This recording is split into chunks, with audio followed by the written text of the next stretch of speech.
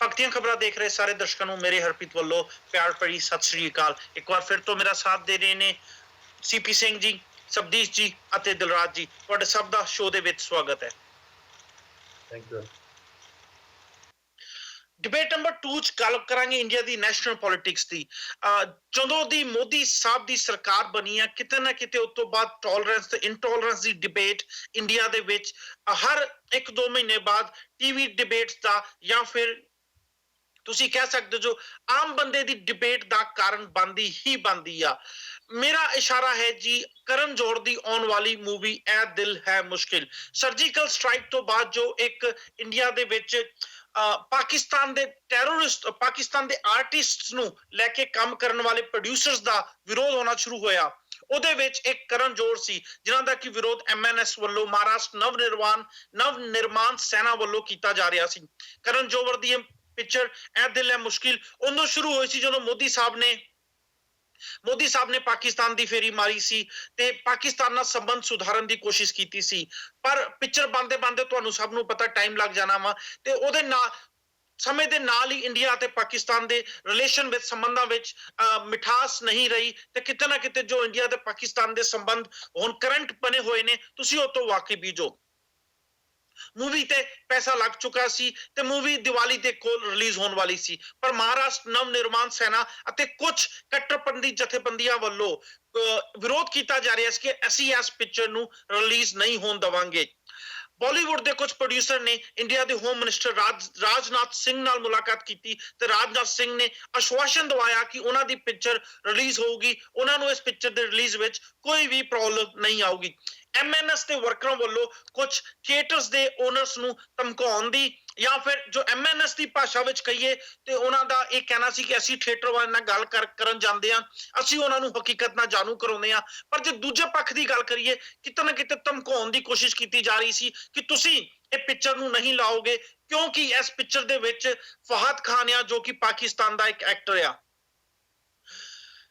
ਰਾਜਨਾਥ ਸਿੰਘ ਜੀ ਦੇ ਆਸ਼ਵਾਸਨ ਤੋਂ ਬਾਅਦ ਵੀ ਕਰਨ ਜੋਹਰ ਆਪਣੀ ਪਿਕਚਰ ਨੂੰ ਰਿਲੀਜ਼ ਕਰਾਉਣ ਵਾਸਤੇ ਮਹਾਰਾਸ਼ਟਰ ਦੇ ਚੀਫ ਮਿਨਿਸਟਰ ਦੇਵੇਂਦਰ ਫਡਨਵੀਸ ਅਤੇ MNS ਦੇ ਚੀਫ ਨਾਲ ਇੱਕ ਮੀਟਿੰਗ ਕਰਦੇ ਨੇ ਮਹਾਰਾਸ਼ਟਰ ਦੇ ਵਿੱਚ ਹੀ, ਜਿੱਥੇ ਕਿ ਕਰਨ ਜੋਹਰ ਅਤੇ ਮਹਾਰਾਸ਼ਟਰ ਦੇ ਚੀਫ ਮਿਨਿਸਟਰ MNS ਦੇ ਚੀਫ ਨੂੰ ਆਸ਼ਵਾਸਨ ਦਿੰਦੇ ਨੇ ਕਿ ਇਸ ਪਿਕਚਰ ਨੂੰ ਉਹਨਾਂ ਕੋਲ ਆਸ਼ਵਾਸਨ ਮੰਗਦੇ ਨੇ ਕਿ ਇਸ ਪਿਕਚਰ ਨੂੰ ਰਿਲੀਜ਼ ਹੋਣ ਦਿੱਤਾ ਜਾਵੇ। ਕਰਨ ਜੋਹਰ ਆਪਣੀ ਪੂਰੀ ਪੱਖ ਦੀ ਕਹਾਣੀ ਰੱਖਦੇ ਆ। ਗੱਲਾਂ ਬਾਤਾਂ ਦੇ ਵਿੱਚ MNS ਉੱਥੇ ਮੰਨ ਜਾਂਦੀ ਆ ਪਰ ਕਰਨ ਜੋਹਰ ਉੱਤੇ ਇੱਕ ਸ਼ਰਤ ਰੱਖੀ ਜਾਂਦੀ ਆ ਕਿ 5 ਕਰੋੜ ਰੁਪਏ ਆਰਮੀ ਦੀ ਜੋ ਇੱਕ ਵੈਲਫੇਅਰ ਫੰਡ ਬਣਾਇਆ ਗਿਆ, ਮਿਲਟਰੀ ਵਾਸਤੇ ਵੈਲਫੇਅਰ ਫੰਡ ਬਣਾਇਆ ਗਿਆ ਵਾ, ਉਹਦੇ ਵਿੱਚ ਜਮਾ ਕੀਤੇ ਜਾਣ ਕਰਨ ਜੋਹਰ ਵੱਲੋਂ। ਕਰਨ ਜੋਹਰ ਆਪਣੀ ਪਿਕਚਰ ਰਿਲੀਜ਼ ਕਰਾਉਣ ਦੇ ਵਾਸਤੇ ਇਹ ਸ਼ਰਤ ਵੀ ਮੰਨ ਲੈਂਦੇ ਨੇ। ਉਸ ਤੋਂ ਬਾਅਦ ਇੱਕ ਹੋਰ ਡਿਬੇਟ ਸ਼ੁਰੂ ਹੁੰਦੀ ਆ। ਇਸ ਡਿਬੇਟ ਨੂੰ ਨਾ ਬਾਲੀਵੁੱਡ ਨਾ MNS ਨੇ ਸ਼ੁਰੂ ਕੀਤਾ, ਨਾ ਹੀ ਕਈ ਪੋਲੀਟੀਕਲ ਪਾਰਟੀ ਨੇ। ਇਹ ਮੁੱਦਾ ਉਠਾਇਆ ਇੰਡੀਅਨ ਆਰਮੀ ਨੇ। ਇੰਡੀਅਨ ਆਰਮੀ ਦੇ ਉਹ ਜਵਾਨ ਜਿਨ੍ਹਾਂ ਵਾਸਤੇ ਵੈਲਫੇਅਰ ਦਾ ਫੰਡ ਇਕੱਠਾ ਕੀਤਾ ਜਾ ਰਿਹਾ ਸੀ, ਉਹਨਾਂ ਦਾ ਇਹ ਕਹਿਣਾ ਹੈ ਕਿ ਸਾਨੂੰ ਕਿਸੇ ਨੂੰ ਵੀ ਧਮਕਾ ਕੇ ਫੰਡ ਜੇ ਦਿੱਤੇ ਜਾ ਰਹੇ ਨੇ, ਸਾਨੂੰ ਉਹ ਫੰਡ ਨਹੀਂ ਚਾਹੀਦੇ। ਮਿਲਟਰੀ ਦੇ ਅਫਸਰਾਂ ਵਾਸਤੇ ਜੋ ਇਹ ਫੰਡ ਬਣਾਇਆ ਗਿਆ ਸੀ, ਜੇ ਕਿਸੇ ਨੇ ਆਪਣੀ ਮਰਜ਼ੀ ਨਾਲ ਦਾਨ ਕਰਨੇ ਆ ਉਹ ਦੇ ਸਕਦਾ ਵਾ। ਇਹ ਫੰਡ ਉਹ ਪਰਿਵਾਰਾਂ ਦੀ ਹੈਲਪ ਕਰਦੇ ਆ ਜੋ ਜਵਾਨ ਸਰਹੱਦ ਤੇ ਮਰ ਜਾਂਦੇ ਆ। ਮੀਡੀਆ ਨੇ ਵੀ ਇਹ ਮੁੱਦਾ ਚੱਕਿਆ ਤੇ ਸ਼ਾਇਦ ਕਿਤੇ ਨਾ ਕਿਤੇ ਉਹ ਪੋਲੀਟੀਕਲ ਪਾਰਟੀਆਂ ਵਾਸਤੇ ਇੱਕ ਸਵਾਲ ਆ ਕਿ ਤੁਸੀਂ ਜੇ ਕਿ ਪ੍ਰੋਡਿਊਸਰ ਨੂੰ ਡਰਾ ਕੇ 5 ਕਰੋੜ ਕਢਵਾ ਵੀ ਲੈਂਦੇ ਜੋ, ਪਰ ਜਿਹਦੇ ਵਾਸਤੇ ਕਢਵਾਏ ਜਾਂਦੇ ਨੇ ਉਹਨਾਂ ਵੱਲੋਂ ਪੈਸੇ ਲੈਣ ਤੋਂ ਮਨਾ ਕੀਤਾ ਜਾ ਰਿਹਾ। ਅੱਜ ਮੈਂ ਇੱਕ ਇੰਟਰਸਟਿੰਗ ਆਰਟੀਕਲ ਪੜ੍ਹ ਰਿਹਾ ਸੀ। ਆਰਟੀਕਲ ਸੀ ਜੀ तो यूनियन मिनिस्टर नायडू साहब, वेंकैया नायडू साहब जो इंफॉर्मेशन एंड ब्रॉडकास्टिंग मिनिस्टर ने ते डिफेंस मिनिस्टर पारीकर साहब, मनोहर पारीकर साहब कोलों पत्रकारों ने सवाल पूछा कि उन्होंने को 5 करोड़ मंगे गए ने, तुसी ये बारे की कहना चाहते जो। दोवां ने बिल्कुल इस गल नूं निंदिया कि ये नहीं होना चाहिए, किते ना किते ये धक्का किया जा रहा है। पर सवाल इत्थे ये उठदे आ कि जो ਚੀਫ ਮਿਨਿਸਟਰ ਨੇ ਇਹ ਰਾਜ਼ੀਨਾਮਾ ਕਰਾਇਆ ਉਹ ਵੀ ਬੀਜੇਪੀ ਦੇ, ਰਾਜਨਾਥ ਸਿੰਘ ਹੋਮ ਮਿਨਿਸਟਰ ਜਿਨ੍ਹਾਂ ਨੇ ਆਸ਼ਵਾਸਨ ਦਿੱਤਾ ਉਹ ਵੀ ਬੀਜੇਪੀ ਦੇ, ਤੇ ਕਿਤੇ ਨਾ ਕਿਤੇ ਮੈਨੂੰ ਲੱਗਦਾ ਵਾ ਇਹ ਨੈਗੋਸ਼ੀਏਸ਼ਨ ਦੇ ਵਿੱਚ ਬੀਜੇਪੀ ਇਨਵੋਲਵ ਸੀ। ਜੇ ਰਾਜਨਾਥ ਸਿੰਘ ਜੋ ਕਿ ਇੰਡੀਆ ਦੇ ਹੋਮ ਮਿਨਿਸਟਰ ਆ, ਉਹਨਾਂ ਦੇ ਆਸ਼ਵਾਸਨ ਦੇ ਬਾਅਦ ਵੀ ਕਰਨ ਜੋਹਰ ਕੇ ਨਾਲ ਜਾ ਕੇ ਮੀਟਿੰਗ ਕਰਦੇ ਨੇ, 5 ਕਰੋੜ ਦੇਣ ਦੇ ਹਾਮੀ ਭਰ ਲੈਂਦੇ ਨੇ, ਤੇ ਸ਼ਾਇਦ ਜੋ ਬੀਜੇਪੀ ਦੀ ਇੱਕ ਆਰਐਸ ਪੱਖੀ ਸੋਚ ਆ ਉਹਦਾ ਡਰ ਕਿਤੇ ਨਾ ਕਿਤੇ ਕਰਨ ਜੋਹਰ ਦੇ ਦਿਮਾਗ ਵਿੱਚ ਕਿਤੇ ਨਾ ਕਿਤੇ ਬਣਿਆ ਹੋਇਆ ਸੀ। ਸ਼ੁਰੂ ਕਰਦੇ ਹਾਂ ਸਬਦੀਸ਼ ਜੀ ਤੋਂ। ਸਬਦੀਸ਼ ਜੀ, ਚਾਹੇ ਨਾਇਡੂ ਸਾਹਿਬ ਤੇ ਪਾਰੇਕਰ ਸਾਹਿਬ, ਮੀਡੀਆ ਨੂੰ ਇਹ ਕਹੀ ਜਾਣੇ ਬਿਲਕੁਲ ਗਲਤ ਆ, ਪਰ ਮੈਨੂੰ ਲੱਗਦਾ ਵਾ ਕਿਤੇ ਨਾ ਕਿਤੇ ਇਹ ਨੈਗੋਸ਼ੀਏਸ਼ਨ ਦੇ ਵਿੱਚ, ਕਿਉਂਕਿ ਬੀਜੇਪੀ ਦੇ ਆਪਣੇ ਚੀਫ ਮਿਨਿਸਟਰ ਇਨਵੋਲਵ ਸੀ, ਬੀਜੇਪੀ ਦੀ ਆਪਣੀ ਗਲਤੀ ਆ। ਜੇ ਅੱਜ ਇਹ ਕਹਿ ਰਹੇ ਨੇ ਕਿ ਐਮਐਨਐਸ ਗਲਤ ਆ, ਤੇ ਸ਼ਾਇਦ ਬੀਜੇਪੀ ਨੂੰ ਆਪਣੇ ਚੀਫ ਮਿਨਿਸਟਰ ਨੂੰ ਸਵਾਲ ਪੁੱਛਣੇ ਚਾਹੀਦੇ ਆ ਕਿ ਜੇ ਤੂੰ ਦੋਵਾਂ ਨੂੰ ਬਹਿ ਕੇ ਸੁਲ੍ਹਾ ਕਰਾਉਣ ਲੱਗਾ ਸੀ, ਤੂੰ 5 ਕਰੋੜ ਰੁਪਏ ਵਾਸਤੇ ਹਾਮੀ ਕਿਉਂ ਭਰਨ ਦਿੱਤੀ ਕਰਨ ਜੋਹਰ ਨੂੰ? ਹਰਪ੍ਰੀਤ ਜੀ, ਫਿਲਮ ਦਾ ਨਿਰਮਾਣ ਕਦੋਂ ਸ਼ੁਰੂ ਹੋਇਆ ਤੇ ਫਿਲਮ ਰਿਲੀਜ਼ ਕਦੋਂ ਹੋ ਰਹੀ ਹੈ?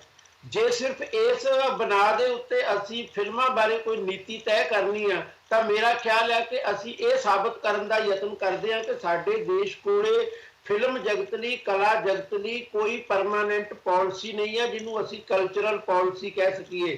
ਤੇ ਜਿਸ ਦੇਸ਼ ਦੀ ਕੋਈ ਕਲਚਰਲ ਪਾਲਿਸੀ ਨਹੀਂ ਆ, ਜਿਹੜਾ ਦੇਸ਼ ਆਰਐਸਐਸ ਦੇ ਨਾਂ ਦੇ ਉੱਤੇ ਚੱਲਦਾ, ਜਿਹੜਾ ਉਹਦੀ ਅਗਵਾਈ ਦੇ ਵਿੱਚ ਕਰਦਾ, ਆਰਐਸਐਸ ਕਹਿੰਦੀ ਅਸੀਂ ਪੋਲੀਟੀਕਲ ਜਥੇਬੰਦੀ ਨਹੀਂ ਆ, ਅਸੀਂ ਸੰਸਕ੍ਰਿਤਿਕ ਜਥੇਬੰਦੀ ਆ। ਭਾਰਤੀ ਜਨਤਾ ਪਾਰਟੀ ਦਾ ਹਰ ਛੋਟਾ ਵੱਡਾ ਨੇਤਾ ਇਹ ਕਹਿੰਦਾ ਕਿ ਆਰਐਸਐਸ ਨੂੰ ਪੋਲਿਟਿਕਸ ਦੇ ਵਿੱਚ ਖਿੱਚ ਕੇ ਨਾ ਲਿਆਓ ਕਿਉਂਕਿ ਉਹ ਇੱਕ ਕਲਚਰਲ ਜਥੇਬੰਦੀ ਹੈ। ਪਰ ਜਿਸ ਦੇਸ਼ ਦੀ ਅਗਵਾਈ ਬੀਜੇਪੀ ਕਰ ਰਹੀ ਹੋਵੇ ਤੇ ਉਹਦੀ ਕੋਈ ਕਲਚਰਲ ਪਾਲਿਸੀ ਨਾ ਹੋਵੇ, ਇਹ ਆਪਣੇ ਆਪ ਦੇ ਵਿੱਚ ਇੱਕ ਬੜਾ ਮਹੱਤਵਪੂਰਨ ਸਵਾਲ ਹੈ। ਤੁਸੀਂ ਨਾਇਡੂ ਸਾਹਿਬ ਦੇ ਜਿਸ ਬਿਆਨ ਦੀ ਹੁਣ ਚਰਚਾ ਕਰ ਰਹੇ ਹੋ, ਪਾਰੀਕਰ ਸਾਹਿਬ ਦੇ ਬਿਆਨ ਦੀ ਹੁਣ ਚਰਚਾ ਕਰ ਰਹੇ ਹੋ, ਜੇ ਇਸੇ ਮੁੱਦੇ ਦੇ ਉੱਤੇ ਉਹਨਾਂ ਦੇ 3 ਦਿਨ ਪਹਿਲਾਂ ਵਾਲੇ ਬਿਆਨ ਦੇਖੇ ਜਾਣ ਤਾਂ ਉਹਨਾਂ ਦੇ ਵਿੱਚ ਗੱਲ ਬਹੁਤ ਹੀ ਕਲੀਅਰ ਹੈ। ਜਿਵੇਂ ਉਹ ਦਾਦਰੀ ਕਾਂਡ ਵੇਲੇ ਇਹ ਕਹਿ ਦਿੰਦੇ ਸੀ ਕਿ ਠੀਕ ਆ, ਕਤਲ ਤਾਂ ਮਾੜੀ ਗੱਲ ਆ, ਪਰ ਇਹ ਗੱਲ ਕੋਈ ਚੰਗੀ ਨਹੀਂ ਆ ਕਿ ਅਸੀਂ ਲੋਕਾਂ ਦੀਆਂ ਭਾਵਨਾਵਾਂ ਜਿਹੜੀਆਂ ਗਊ ਮਾਤਾ ਪ੍ਰਤੀ ਉਹਨਾਂ ਨੂੰ ਅਣਡਿੱਠ ਕਰ ਦਈਏ। ਇਸੇ ਤਰ੍ਹਾਂ ਉਹਨਾਂ ਨੇ ਕਿਹਾ ਕਿ ਜੇ ਐਮਐਨਐਸ ਜਿਹੜੀ ਹੈਗੀ ਉਹ ਇਸ ਤਰੀਕੇ ਦੇ ਨਾਲ ਕੋਸ਼ਿਸ਼ ਕਰਦੀ ਹੈ ਤਾਂ ਅਸੀਂ ਉਹਨੂੰ ਬਹੁਤਾ ਜਸਟੀਫਾਈ ਨਹੀਂ ਕਰਾਂਗੇ। ਪਰ ਵੇਖੋ, ਨਵ ਨਿਰਮਾਣ ਸੈਨਾ ਜੋ ਗੱਲ ਕਰ ਰਹੀ ਆ ਉਹਦੇ ਤੋਂ ਤੁਹਾਨੂੰ ਦੇਸ਼ ਭਗਤੀ ਦੀਆਂ ਭਾਵਨਾਵਾਂ ਨੂੰ ਸਮਝਣਾ ਚਾਹੀਦਾ। ਮੇਰੇ ਮੁਤਾਬਕ ਜਦੋਂ ਤੋਂ ਨਰਿੰਦਰ ਮੋਦੀ ਦੀ ਸਰਕਾਰ ਆਈ ਹੈ ਉਦੋਂ ਤੋਂ ਦੇਸ਼ ਭਗਤੀ ਦੇ ਨਾਂ ਦੇ ਉੱਤੇ ਇੱਕ ਫਰੇਬੀ ਦੇਸ਼ ਭਗਤੀ ਦਾ ਚਲਨ ਚੱਲ ਪਿਆ ਔਰ ਇਹ ਸਰਕਾਰ ਉਸ ਫਰੇਬੀ ਦੇਸ਼ ਭਗਤੀ ਨੂੰ ਲਗਾਤਾਰ ਵਧਾਉਣਾ ਚਾਹੁੰਦੀ ਹੈ ਔਰ ਇਹਦੀ ਕੋਈ ਕਮਿਟਮੈਂਟ ਹੈ ਨਹੀਂ ਉਹਨਾਂ ਚੀਜ਼ਾਂ ਦੇ ਨਾਲ। ਜੇ ਅਸੀਂ ਦੇਖੀਏ ਕਿ ਇਹਨਾਂ ਨੂੰ ਸੱਚਮੁੱਚ ਹਿੰਦੂਤਵ ਦੇ ਨਾਲ ਪਿਆਰ ਹੈ, ਜੇ ਇਹਨਾਂ ਨੂੰ ਸੱਚਮੁੱਚ ਹਿੰਦੂ ਮੁੱਦੇ ਦੇ ਨਾਲ ਪਿਆਰ ਹੈ ਤਾਂ ਇਹਨਾਂ ਨੂੰ ਮੰਦਿਰ ਦਾ ਮੁੱਦਾ ਕਦੇ ਨਹੀਂ ਛੱਡਣਾ ਚਾਹੀਦਾ। ਜੇ ਇਹਨਾਂ ਨੂੰ ਦੇਸ਼ ਦੇ ਵਿੱਚ ਸਿਵਲ ਕੋਡ ਦਾ ਬਹੁਤ ਵੱਡਾ ਸਤਿਕਾਰ ਹੈ ਤਾਂ ਫਿਰ ਇਹਨਾਂ ਨੂੰ ਧਾਰਾ 370 ਖਤਮ ਕਰਕੇ ਜੰਮੂ ਕਸ਼ਮੀਰ ਦਾ ਸਟੇਟਸ ਖਤਮ ਕਰਨ ਦੀਆਂ ਗੱਲਾਂ ਕਰਨੀਆਂ ਚਾਹੀਦੀਆਂ ਜਿਹੜੀਆਂ ਇਹ ਸਦਾ ਕਰਦੇ ਨੇ। ਪਰ ਜਦੋਂ ਸਵਾਲ ਉੱਠਦਾ ਮੰਦਿਰ ਬਣਾਉਣ ਦਾ ਉਦੋਂ ਹੋਰ ਤਰੀਕੇ ਦੇ ਨਾਲ ਅੰਦੋਲਨ ਖੜਾ ਕਰਨਾ, ਹੋਰ ਤਰੀਕੇ ਦੇ ਨਾਲ। ਪਰ ਜਦੋਂ ਤੁਹਾਡੀ ਸਰਕਾਰ ਆ ਉਦੋਂ ਤੁਸੀਂ ਹੋਰ ਤਰੀਕੇ ਦੇ ਨਾਲ ਬਿਹੇਵ ਕਰਦੇ ਹੋ। ਜਦੋਂ ਤੁਸੀਂ ਗਊ ਦੇ ਨਾਂ ਦੇ ਉੱਤੇ ਗੁੰਡਾਗਰਦੀ ਦੇਖਦੇ ਹੋ ਤੁਸੀਂ ਹੋਰ ਤਰ੍ਹਾਂ ਦੇ ਬਿਆਨ ਦਿੰਦੇ ਹੋ। ਪਰ ਜਦੋਂ ਉਹ ਗੱਲ ਠੰਡੀ ਹੋ ਜਾਂਦੀ ਆ ਤੁਹਾਨੂੰ ਉਹਦੇ ਵਿੱਚ ਅਸਲੀ ਗਊ ਭਗਤ ਤੇ ਨਕਲੀ ਗਊ ਭਗਤ ਲੱਭ ਪੈਂਦੇ ਨੇ। ਇਸੇ ਤਰ੍ਹਾਂ ਦੇਸ਼ ਭਗਤੀ ਦੇ ਨਾਂ ਦੇ ਉੱਤੇ ਜਿਹੜਾ ਫਰੇਬੀ ਕਿਸਮ ਦਾ ਚਲਨ ਚੱਲਿਆ, ਮੈਂ ਸਮਝਦਾ ਸਾਨੂੰ ਉਹਦੇ ਬਾਰੇ ਚਰਚਾ ਕਰਨੀ ਚਾਹੀਦੀ ਆ। ਫਿਲਮ ਇੱਕ ਰਿਲੀਜ਼ ਹੁੰਦੀ ਹੈ ਨਹੀਂ ਹੁੰਦੀ ਇਹ ਕੋਈ ਬਹੁਤੀ ਮਾਇਨੇ ਨਹੀਂ ਰੱਖਦੀ। ਔਰ ਦੇਸ਼ ਭਗਤੀ ਦੇ ਨਾਂ ਦੇ ਉੱਤੇ ਫੌਜ ਨੂੰ ਜਿਹੜਾ 5 ਕਰੋੜ ਰੁਪਇਆ ਦੇਣ ਦੀ ਗੱਲ ਕਰ ਰਹੇ ਨੇ, ਜੇ ਅਸੀਂ ਫਿਲਮ ਨਿਰਮਾਤਾ ਦੀ ਗੱਲ ਕਰੀਏ 5 ਕਰੋੜ ਉਹਨਾਂ ਦੇ ਬਹੁਤ ਵੱਡੇ ਬਜਟ ਦੇ ਵਿੱਚ ਕੋਈ ਮਾਇਨੇ ਨਹੀਂ ਰੱਖਦਾ। ਹਰ ਪ੍ਰੋਡਿਊਸਰ ਤੁਹਾਨੂੰ 5 ਲੱਖ ਰੁਪਇਆ ਇਸ ਸ਼ਰਤ ਦੇ ਉੱਤੇ ਦੇ ਦੇਵੇਗਾ ਕਿ ਉਹਨੇ ਪਾਕਿਸਤਾਨੀ ਕਲਾਕਾਰਾਂ ਕੋਲੋਂ ਕੰਮ ਕਰਵਾਉਣਾ, ਕੋਈ ਮਾਇਨੇ ਨਹੀਂ ਰੱਖਦਾ। ਪਰ ਫੌਜ ਦੇ ਨਾਂ ਦੇ ਉੱਤੇ ਤੁਸੀਂ ਪੋਲਿਟਿਕਸ ਕਰਦੇ ਹੋ ਔਰ ਫੌਜ ਨੂੰ ਤੁਸੀਂ ਇੰਨੀ ਸਸਤੀ ਬਣਾ ਦੇਣਾ ਚਾਹੁੰਦੇ ਹੋ ਔਰ ਫਿਰ ਵੀ ਤੁਸੀਂ ਦੇਸ਼ ਭਗਤ ਹੋ। ਇਹ ਗੱਲਾਂ ਸਾਡੇ ਸੋਚਣ ਦੀਆਂ ਨੇ।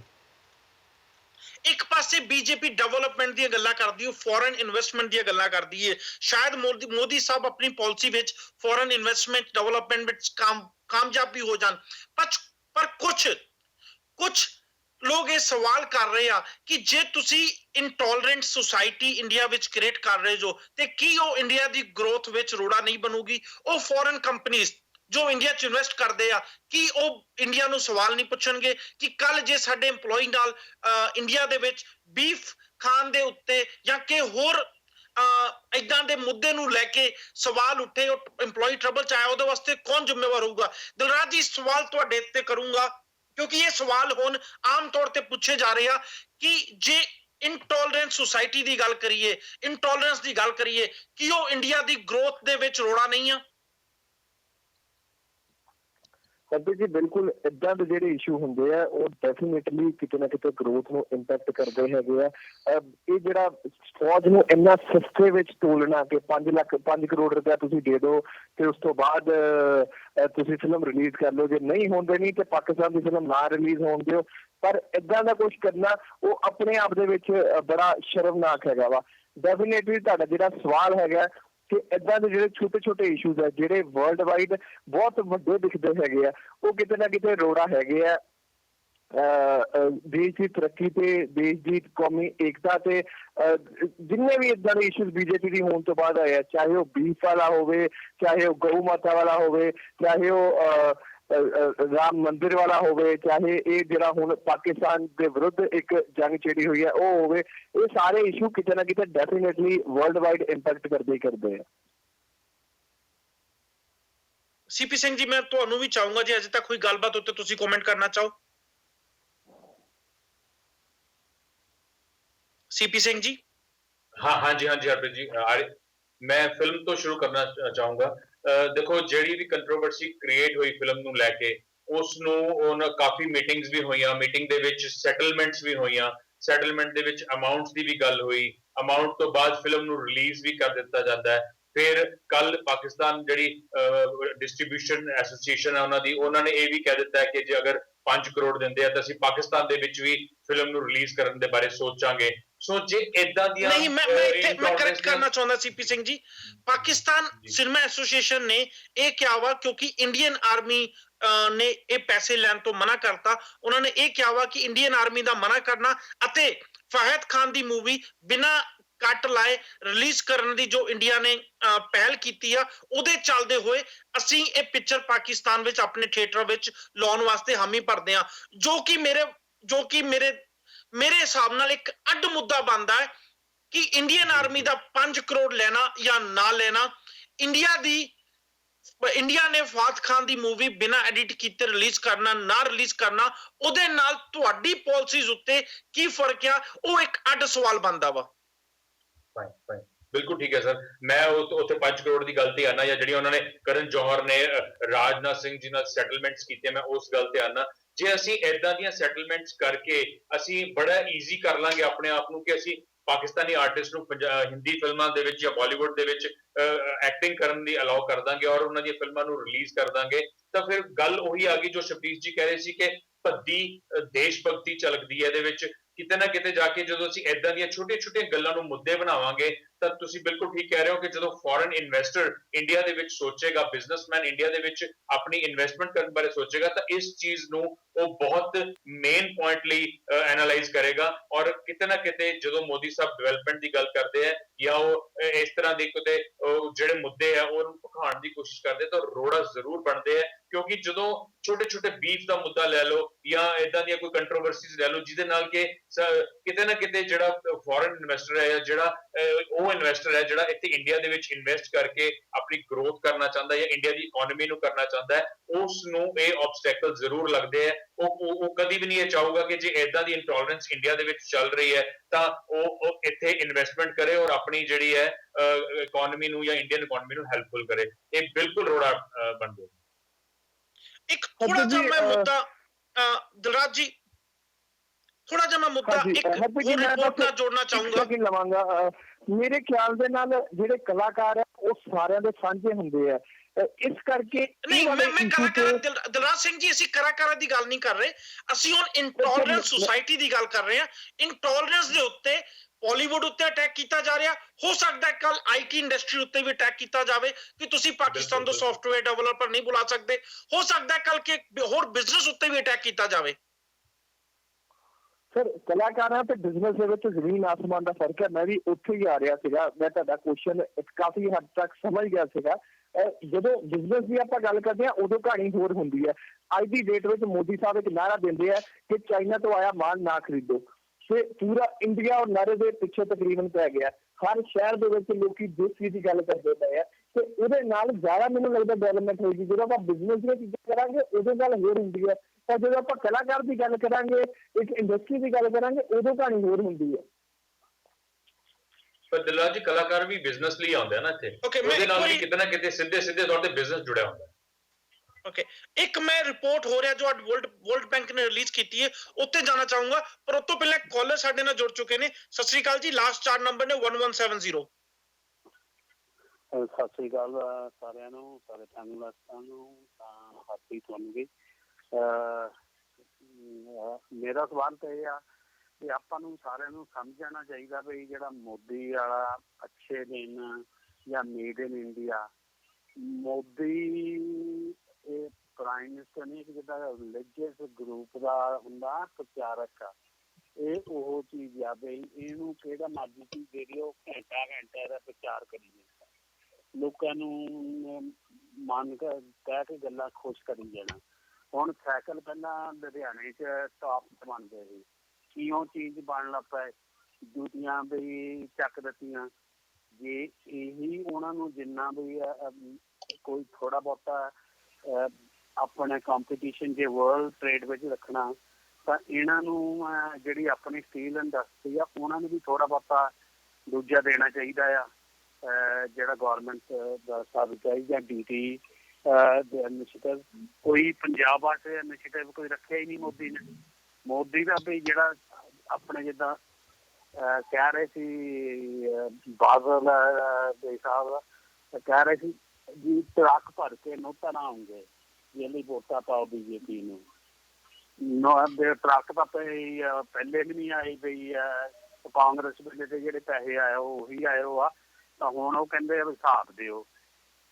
ਬਾਦਲ ਨੇ ਵੀ ਕੀ ਕੀਤਾ, ਐਂਬੂਲੈਂਸਾਂ ਦੇ ਪੈਸੇ ਸੈਂਟਰਲ ਗੌਰਮੈਂਟ ਦਾ ਇਨੀਸ਼ੀਏਟਿਵ ਸੀ, ਉਹ ਕਹਿੰਦੇ ਫੋਟੋ ਲਾ ਦਿਓ, ਬਾਦਲ ਦੀ ਤਾਂ ਪੈਸੇ ਅਸੀਂ ਦੇ ਜਾਂਦੇ ਹਾਂ ਵੀ ਸੈਂਟਰਲ ਗੌਰਮੈਂਟ ਵੱਲੋਂ, ਉਹਨੇ ਚੱਕ ਕੇ ਉਹ ਪੈਸੇ ਬੰਦ ਕਰ ਦਿੱਤੇ ਜਦ ਐਂਬੂਲੈਂਸਾਂ ਦੀ ਅੱਪਰ ਫੋਟੋ ਲੱਗੀ ਉਹ ਆ। ਸੋ ਜਿਹੜੀ ਇਹ ਇਨੀਸ਼ੀਏਟਿਵ ਆ, ਇਹ ਕੋਈ ਮੇਰੇ ਹਿਸਾਬ ਨਾਲ ਠੀਕ ਨਹੀਂ ਆ ਮੋਦੀ ਸਾਹਿਬ ਦਾ।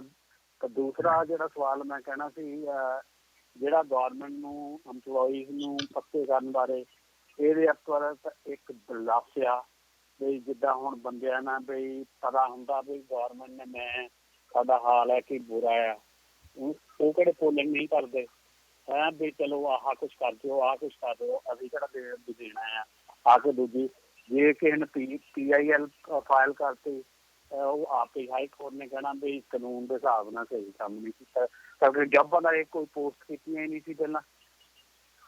ਹੋਰ ਜੇ ਸਵਾਲ ਤੁਹਾਡੇ ਕੋਲ ਹੈ ਤਾਂ ਮੈਂ ਇਹਦਾ ਜਵਾਬ ਦੇਣ ਨੂੰ ਤਿਆਰ ਹਾਂ। No sir, thank you sir, thank you for your suggestions. Okay, thank you. ਮੈਂ ਜਿਹੜੀ ਰਿਪੋਰਟ ਦੀ ਅੱਜ ਗੱਲ ਕਰਦਾ ਸੀ ਕਿ ਵਰਲਡ ਬੈਂਕ ਦੀ ਇੱਕ ਰਿਪੋਰਟ ਆਈ ਆ ਜਿਹਦੇ ਵਿੱਚ ਕਿ 190 ਇਕਨੋਮੀਜ਼ ਆ, ਤੇ ਉਹਦੇ ਵਰਲਡ ਬੈਂਕ ਨੇ ਇੱਕ ਸੂਚੀ ਜਾਰੀ ਕੀਤੀ ਆ ਕਿ ਕਿਹੜੀ ਕੰਟਰੀਆਂ ਵਿੱਚ ਬਿਜ਼ਨਸ ਕਰਨਾ ਆਸਾਨ ਆ, ਤੇ ਇੰਡੀਆ ਦਾ ਨੰਬਰ 190 ਕੰਟਰੀਆਂ ਦੇ ਵਿੱਚੋਂ 130 ਨੰਬਰ ਤੇ ਆਉਂਦਾ ਵਾ। ਜੇ ਪਿਛਲੇ ਸਾਲ ਦੀ ਗੱਲ ਕਰੀਏ ਉਦੋਂ ਵੀ 130 ਨੰਬਰ ਸੀ, ਉਸ ਤੋਂ ਪਹਿਲਾਂ 131 ਸੀ।